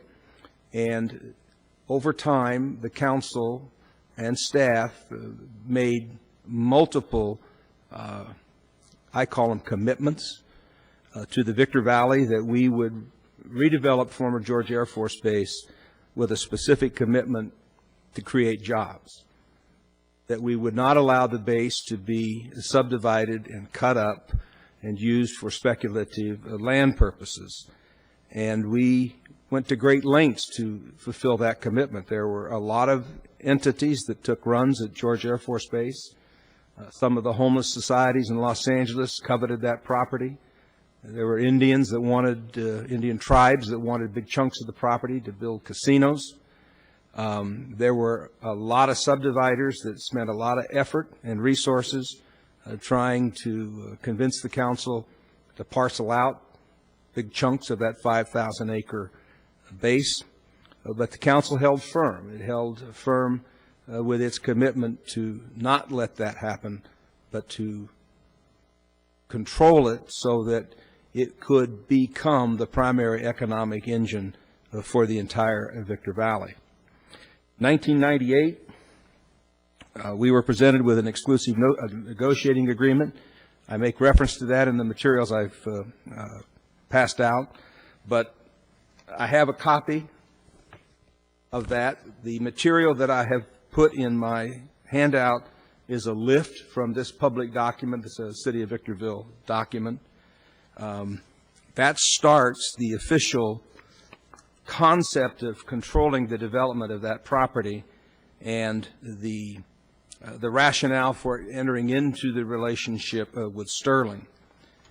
Next year, in 1999, I don't know how much we paid Andre for this voluminous document, but that is the master agreement between the Airport Authority and Sterling.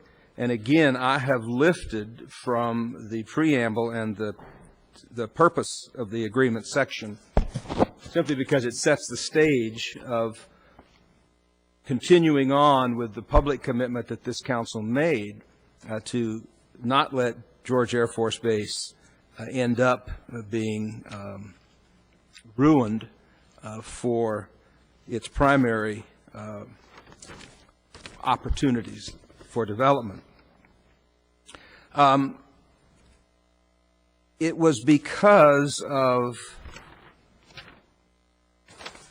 comments in the paper that were very derogatory towards this council, very derogatory towards our role in the redevelopment of George Air Force Base, and specifically the issue of rail, that I prepared the rail facilities history. I'm not going to read it. I've given it to you, but everything that's in there can, again, be authenticated through the documents I just referenced and through other city records. The SCLA rail spur history, again, is a history focused not just on the redevelopment of George Air Force Base, but focused specifically on the issue of rail and, perhaps as important, the specific involvement of BNSF and, last step of the process, if you will, the city's involvement with the ports of Long Beach and Los Angeles. So to the extent any of you have an interest, I would encourage you to take a look at those and comment on them to whatever extent you want to. But my goal in having this workshop is to find out where the Victorville City Council is on the development of rail for former George Air Force Base and the commitment to job creation and economic development. Several of us, myself specifically, have appeared multiple times in Long Beach and Los Angeles and got to the point where the ports of Long Beach and Los Angeles commissioned a study, which should be out soon, that will focus on the appropriateness of the inland port for George Air Force Base. I would agree completely with Mr. Cox and Mr. Metzler that things need to be deferred until the economy improves and the city's financial situation improves. But there are concepts, there are visions that were formed before several people were sitting on this council that, in my opinion, were appropriate and should be confirmed. My feeling, and I don't want to put Keith on the spot, but my feeling, in part, is that the successes we enjoyed with rail-served properties at Foxborough were exciting enough that we began to wonder, where do we go next, as we ran out of rail-served property opportunities at Foxborough.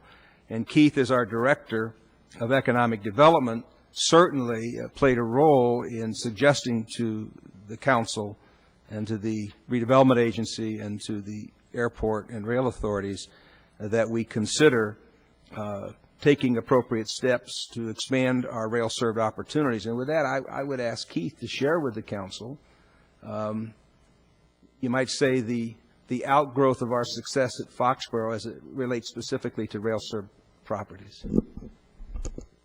By the way, nobody's had any opportunity to prepare for this. I did not go to Keith and say, Keith, I didn't go to Sean and say, here's what I'm going to ask you, so this will be truly ad hoc.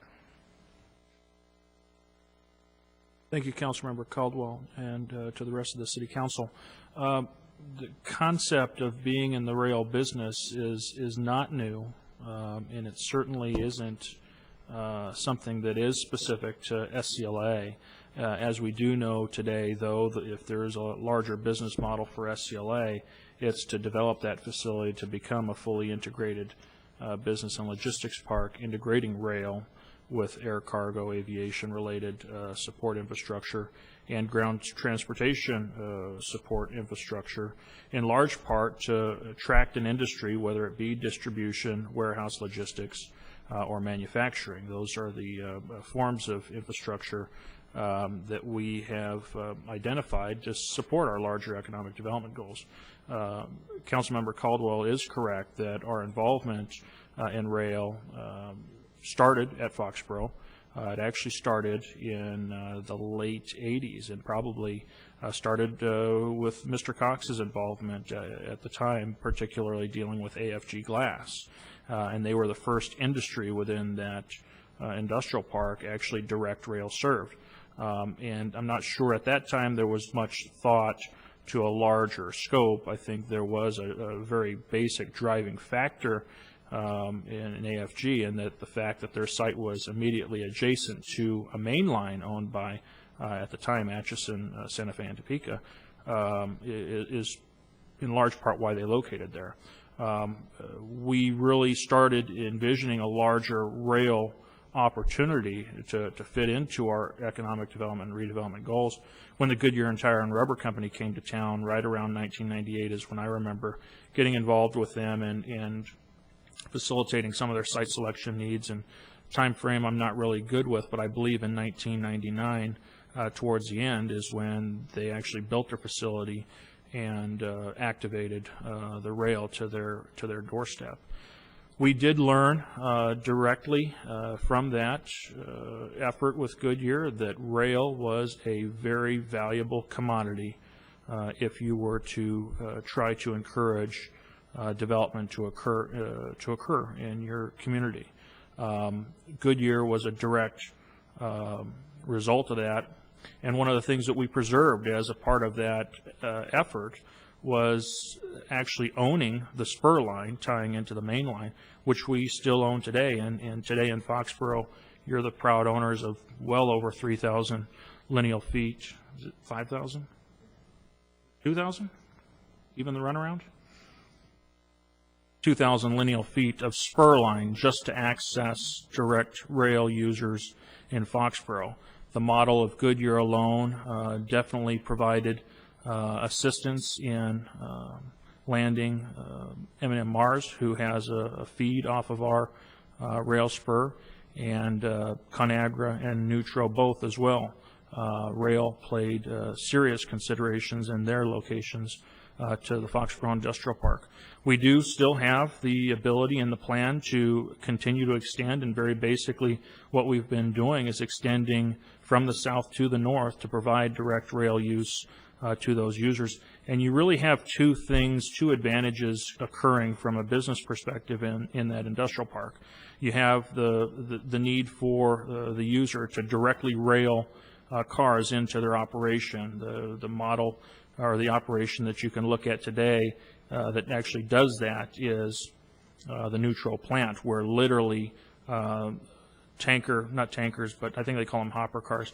Cars come in and directly go into their building, where the product, the raw material, is actually vacuumed out of the rail car directly and then processed directly into the manufacturing process. So the one type of application you have is direct rail service to the building. The other thing that's occurring out there is just the simple fact that there is rail to the doorstep actually provided the logistics users an opportunity to negotiate better trucking rates. So you kind of have two dichotomies that are actually occurring, which satisfies our purpose, and that is to not only attract but to preserve job creation.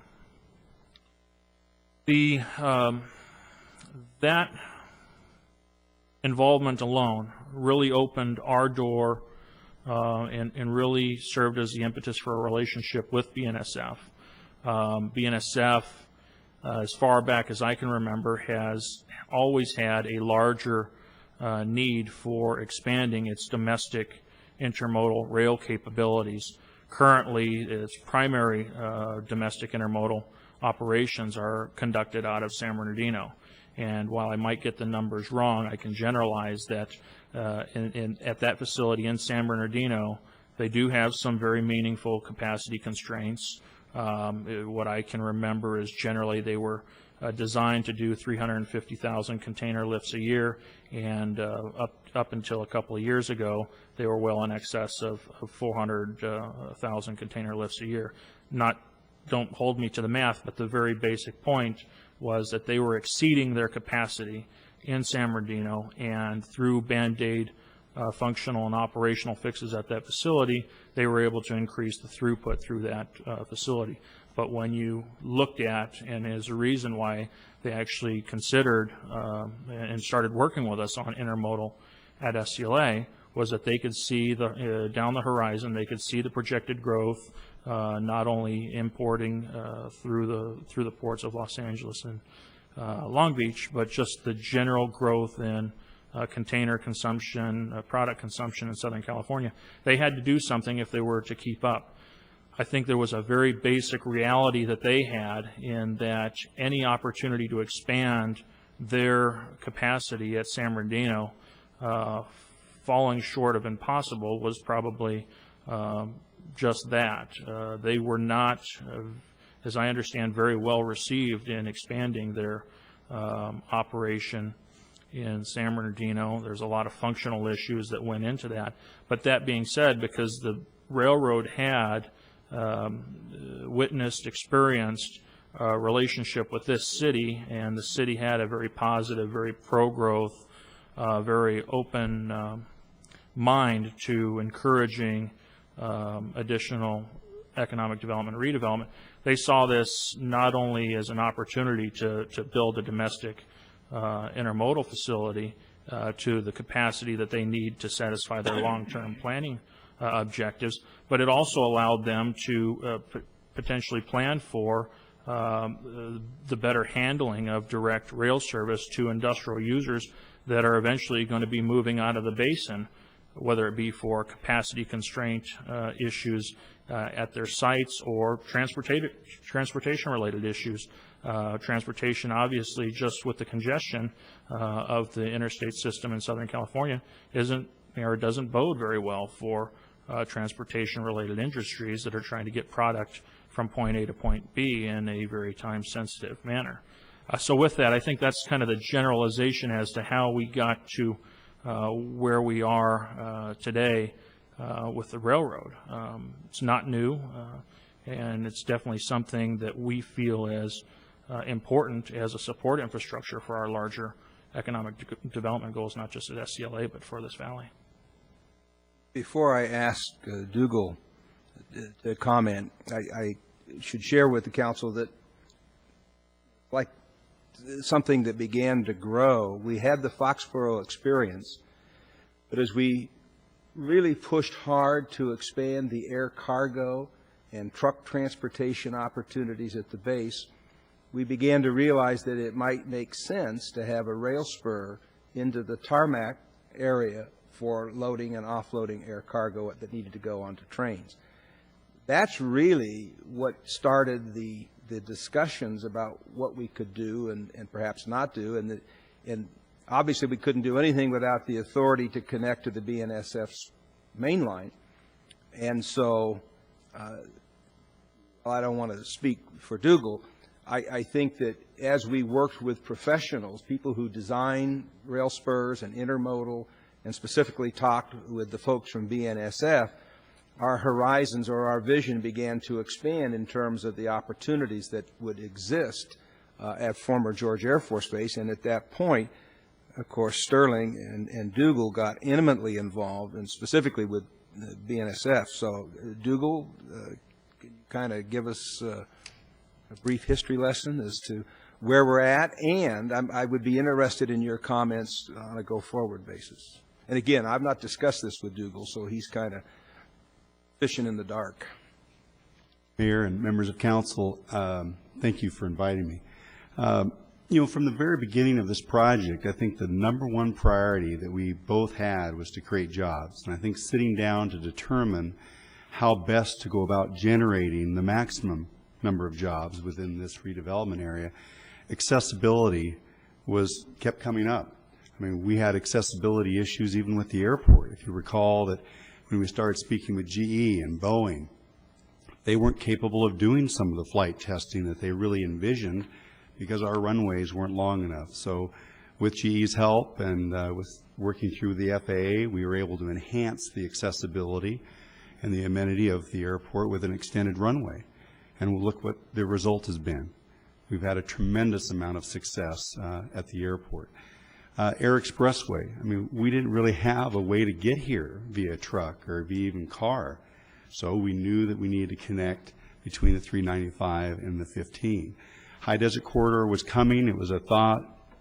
Design had begun, but Air Expressway needed to be another priority for access.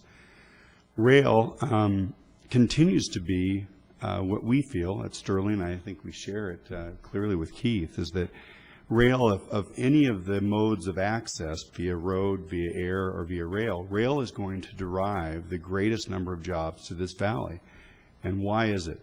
Well, the majority of the companies that are serving the United States have dependency on rail, whether it's breaking down freight that arrives at the port, whether it's now being a transload operator. We have raw materials that ultimately need to be distributed from your own site or consolidated into a distribution center, or intermodal. Intermodal transfer is what? It's now coming through the ports, it's getting consolidated, and it's going long haul to either Texas or to Chicago. Roughly 60% of all the freight that's arriving through Southern California is going through our area and moving eastward. So the great news for us is that as we enhance accessibility, we have been deriving more interest.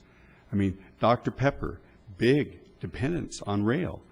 Newell Rubbermaid, 1,600 containers a month of demand that they now truck haul down to San Bernardino and intermodal transfer from that location. Much rather have that be here at SCLA. Keith mentioned all the users at Foxborough. They're intermodal users and they have high demand, but they're truck hauling back into San Bernardino, and then the train is actually being transported directly by their facility on their way eastbound. So the great news about our development is it's evolving. We're broadening our market of job generation, and that's exactly what the vision's been from day one, and we need to stay the course because it's working. We've invested $100 million already into this project. Why? We have great confidence that this multimodal environment is differentiating. Where else in the United States do you have this much acreage near the largest port in the United States, directly linked to Asia, which is the biggest market in the world, and we now are adjacent to the most expansive industrial development region in the United States, which has been the Inland Empire. So we have all the ingredients for success. We just have to continue to be proactive and move forward. We're in a tough situation now fiscally, but the good news is that our location, being right next to the transcontinental main rail line with the I-15 corridor, which is the main truck corridor that hauls this freight to and from California, we're in a region that's, is growing twice the national average in population. So what's that doing? Driving consumption, which then drives more consolidation of goods that need to be distributed. And that's exactly how we're designing our park. So I guess my only point is that the vision is sound, both from a technical perspective as well as a marketing one. We just need to make sure that we all unite and move forward as progressively as we can, but fiscally sound, but continue our marketing efforts. Because my biggest fear, and Keith and I have talked about this several times, is that if we slow down our efforts to market, people will think we're out of business. And if they think that we're out of business, then we have lost all the credibility that we have spent the last 10 years establishing. Because there are users out there that are willing to make the investments if they understand that we're there for them in the long haul. Dr. Pepper's spending, what, $150 million? 120. 120. And we have Plastipac now that's made an enormous investment into one of our 300,000 square foot buildings because they see the long term and they believe in us. So, stay confident. Is Rubbermaid still looking to expand? Yes, they have an option to expand. They have not exercised it, have 2 more years to exercise. So that's something we just have to monitor. Today they're in roughly a 463,000 square foot facility, but they can expand up to 1 million. And they actually have rights to expand to another 1 million square feet. What about the takeover of Berkshire Hathaway? I guess it's Warren Buffett. Does that change any leadership for Burlington Northern, Santa Fe? Don't know yet. Haven't heard. I think from a BNSF perspective, I should just highlight now, how are we going forward? We're continuing both jointly and separately to continue the momentum with BNSF. I feel there's momentum there. And I'm not a fatal optimist, I promise. Is I think that they understand the viability here. It's just the time that we're in. So the more that we look at ways to now continue to seed rail service, did that at Foxborough, Transload's another opportunity. We are going to aggressively pursue all the customers, not just in the LA Basin, but through a third-party operator that manages transload facilities to help us market to those users that then could seed a first phase of rail that would allow a lot of our existing customers to utilize that. And if you're unfamiliar with what transload versus intermodal is, transload is a kind of a laydown area that allows for raw materials to be transported. An intermodal environment is a container that now is snapped onto a chassis, so you go from truck to rail or from rail to truck. A transload environment is much more informal relative to its raw materials or flat car transfer. So again, diversification's the name of the game, broadens your market. So that's a market that we're aggressively and jointly pursuing as we speak, and are optimistic. I think there's some demand generators that will help justify and convince that first phase of rail to occur. But we have to stay optimistic and be proactive and continue to show everyone in the marketplace that we are focused on our vision, we're not going to waver, and we are open for business, and we're confident about our future. We're here for you. We're on your team, and we're very optimistic and want to continue to be a teammate. Questions, comments? Thanks, Dougal. Before I ask Buck to comment on the inland port aspect, you all know that I'm a addict to boating, and going in and out of the ports of Long Beach and Los Angeles, I began to read some of the trade journals and some of the articles and stuff. And of course, they have a huge physical constraint. They need more land in order to expand the ports, and there's no land readily available. However, a lot of that land is occupied just with containers sitting there. So it just seemed to me that, well, you know, and this was in the very early stages of this, it just seemed to me that, well, maybe there would be a role for George Air Force Base if we could get the containers or some of the containers out of the port and up here. It could free up some very high dollar land that could then perhaps be used by the ports to expand the actual capacity of the ports.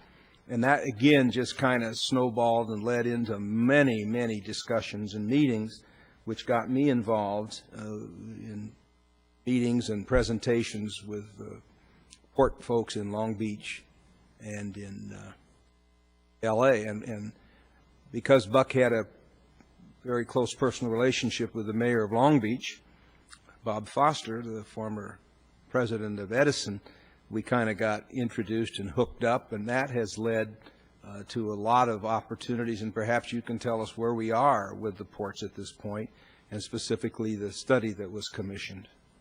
Mr. Mayor, members of the council, thank you for the opportunity to address that question, and I thoroughly enjoyed Dougal's rundown on the last decade. And yes, I have been in touch with Bob Foster. Bob was the former president of Edison before he became mayor of Long Beach, and we've been friends for a very long time. And when he took over that position down there, he looked at the constraints that existed, the things that Terry specifically referenced, and he said, we have to expand our horizons. And as deep as Bob got into it, and some of you know that one of the consultants that has worked with us for a number of years up here is Brian Bennett.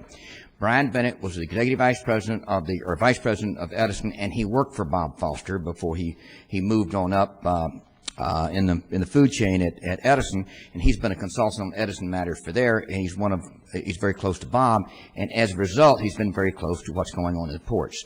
He was the one that got the two ports together down there, and they worked with Bob, and they said that what has to happen to every inland port in the world is, every incoming port in the world, it has to have an inland port match.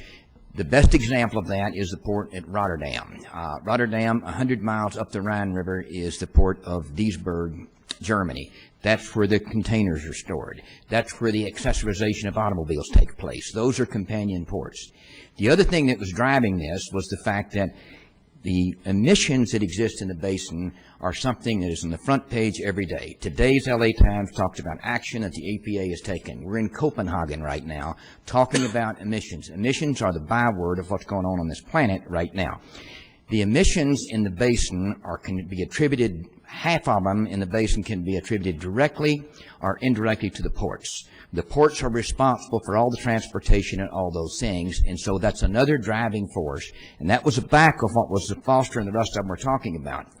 We went down and met with Barry Wallerstein, and Dougal's done the same drill a number of times before we got Foster in the mix, and that there is very great concern there that they need this relief because of the incoming containers. And that's slowed down because of the economy, but the projections are coming back. We know they're building ports in St. George, up in Vancouver. We've got in Panama ports changes and stuff. But we're going to have these activities, and as a result, the inland port is becoming progressively more important. And it's just as emphasized what Dougal was saying, is that this is going to be the inland port. Just over roughly 18 months ago, we got together with the two ports. Terry made a presentation to the ports of Long Beach, and then went over and made a presentation to the port of Los Angeles, and talked about the receptivity that the city of Victorville has and the resources it has. Invited them up. They came up. The members of the port commissions came up here. Bob Foster came up here. They studied all of the rest of the things that went on up here. And then they said that what we need is a definitive study. Moffitt Nichols is a company that is arguably the world leader in analyzing port problems and port changes and growth. The two ports got together and commissioned a study. The study was supposed to be completed in August of this past year. It is our understanding that the study's been completed. The rough drafts have been permitted to be reviewed by the two ports that are paying for it. It's a six-figure in costs and going up on the study, but it's our understanding that study will be out in the next 6 weeks. So we're seeing major change, and everybody recognizes that we've gone through this downtick, but the uptick is going to come back. The fact is that goods are going to be manufactured around the world. They're going to be shipped into the nations, into this nation as the economy builds back up. And that port experience is going to be here because of the land and all the rest of the infrastructure and the other things that make this spot to be able to give relief to what's happening down in the basin. I'd be happy to answer any questions. Thank you. Thank you, Mr. Mayor. Thank you. I don't know whether Dougal would feel comfortable in commenting on this or not. I just thought of it. But, there was at one point, and perhaps there still is, significant competition between BNSF and Union Pacific because they share this track. We had an opportunity to locate a world-class entity at George Air Force Base if we would run the spur in. is one of the reasons we started that process. And then as BNSF got involved, they didn't like the idea of their competitor being there, and they kind of asked us to back away. Without going into names, could you just give us a brief update as to how that occurred and what ultimately we lost without describing it? Still has potential, doesn't it? I hope I'm going to link it back with what you've described, but the transcontinental line is a joint served line. BNSF has primary rights over that line. They allow access to Union Pacific. There are other areas in Southern California that have the reversed, like the Sunset Route out the 10. That's a UP line that they allow joint access over it to BNSF. So I guess to answer the question is that we had to make some choices. Union Pacific was very interested at the onset. Qualifying their interest to know if it was a strategic move or an operating move, I think, was a challenge. BNSF had this as their main line, and this was where the majority of all their volume would transfer back to Chicago. They had just completed a 1.5 million lift facility in Chicago to now expand this gateway along the 15 or the transcontinental. So I think there were some viability issues of which horse were we going to aggressively pursue. I think our wish was to have both. I mean, that's how we've positioned the development. I mean, if you look at the master plan, it has really two intermodal areas. We've defined it as intermodal to the south and multimodal to the north, but the ultimate goal was to provide flexibility, whether we got a major auto user, and I think this is what Terry may be referring to, is that we were successful in getting all the major auto manufacturers out here early on. And Pasha was the operator that did a lot of the logistics services for both transfer and accessorization of those automobiles. And this is where they were going to make their home. They actually, if you look at the master plan, the northern multimodal area, roughly almost, you'd say 1,000 acres of land, was going to be this mega consolidation hub for the automobile major manufacturers. And so we went back and met with the various rail service providers, and it was, we had some options of going independent, having Pasha kind of assist us in doing an independent, you call a short line haul from the main. But I think in the end, we felt, given all the markets that we wanted to serve and the fact that this was the primary line for BNSF, we felt our maximum capability of service would be derived by focusing our efforts with BNSF. Again, we haven't finalized those negotiations, but Union Pacific and BNSF have similar future constraint issues. So who knows how it will unfold going forward. But intellectually, BNSF provides the greatest level of ingredients to help support our vision of maximizing growth. I don't know how that will play with the ports of LA and Long Beach and the inland port, because I think we want diversification. But it's too early to kind of predict and define that. So. That's good. All right, I'm about done, but I want to recall the council's attention to a report that John Husing prepared, I don't know, 2-3 years ago. And there was a prediction that all of the activities that we were involved with at the base could generate upwards of 35,000 jobs. I don't have that report at my fingertips, but I have the January 8th, 2009 report prepared by John Husing, focused just on the job generation associated with EB5. And that number, the BNSF, the power plant, and the Sterling, was projected by Husing to create 20,035 jobs, just from those particular activities. keep that number in mind, and John Husing's most recent study, I just want to share with you the conclusion. You can read the report if you want, because it is very enlightening in terms of what government can and cannot do and the implications of those decisions. But I just want to lift from his conclusion. It appears that slow growth policies would lengthen the time period in which the economics of outlying areas will mature. This will leave them slower job growth and force residents to continue commuting for added years. Residents will be more likely to face higher unemployment. Local governments will see slower growth of sales and property tax revenues per person, inhibiting their ability to provide services for their constituents. This comparison appears to say to public officials in outlying communities that to the extent they want to reduce the economic burdens faced by their constituents, slow growth policies would be a mistake.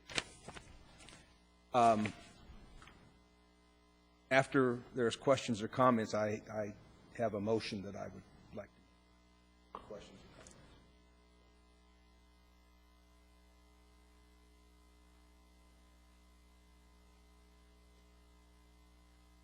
Well, my motion would be that this council would reaffirm its pro-growth, pro-job creation position as a public policy of this council, that it reaffirm its commitment to the development of rail for George Air Force Base, both for intermodal and whatever else in terms of rail-served opportunities, and that it reaffirm its commitment to the inland port concept, subject obviously to the city's ability to move forward fiscally, and obviously in terms of the economy improving to the point that those kinds of projects would be supported. That's my motion.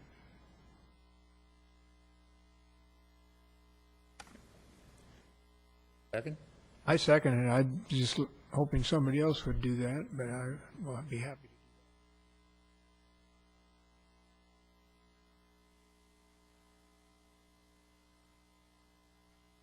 I think this council has always been a pro-growth. It has. It really has. It really has, and I think we have been wrongly portrayed as for whatever reason, not living up to our word, that we say one thing and do another, and I would hope that this puts that to rest. Yeah, there's economic constraints that presently that prevent us from. Sure. Otherwise, you know, but But with the, I think John Roberts was indicating right just before the downfall of the economy there that the RDA alone was 1 year to the next that it had a tax increment increase of close to 1 year of assessed value. And think what would happen with power plant number 2, $1 billion plant, you know, down and that sort of stuff. I mean, the tax increment goes up in quantum leaps then, and then with the Dr. Pepper and stuff, it was incredible. The tax increment was rolling, and it just, like everything else, came to a dead halt. Thank you. That's all I got. Okay, that written communications. We do have a closed session. We have potential litigation. There are 3 potential cases, and to the extent there's any reportable action, we will come out and report that action. Thank you. As a result of the closed session held as part of the adjourned meeting, there is no reportable action.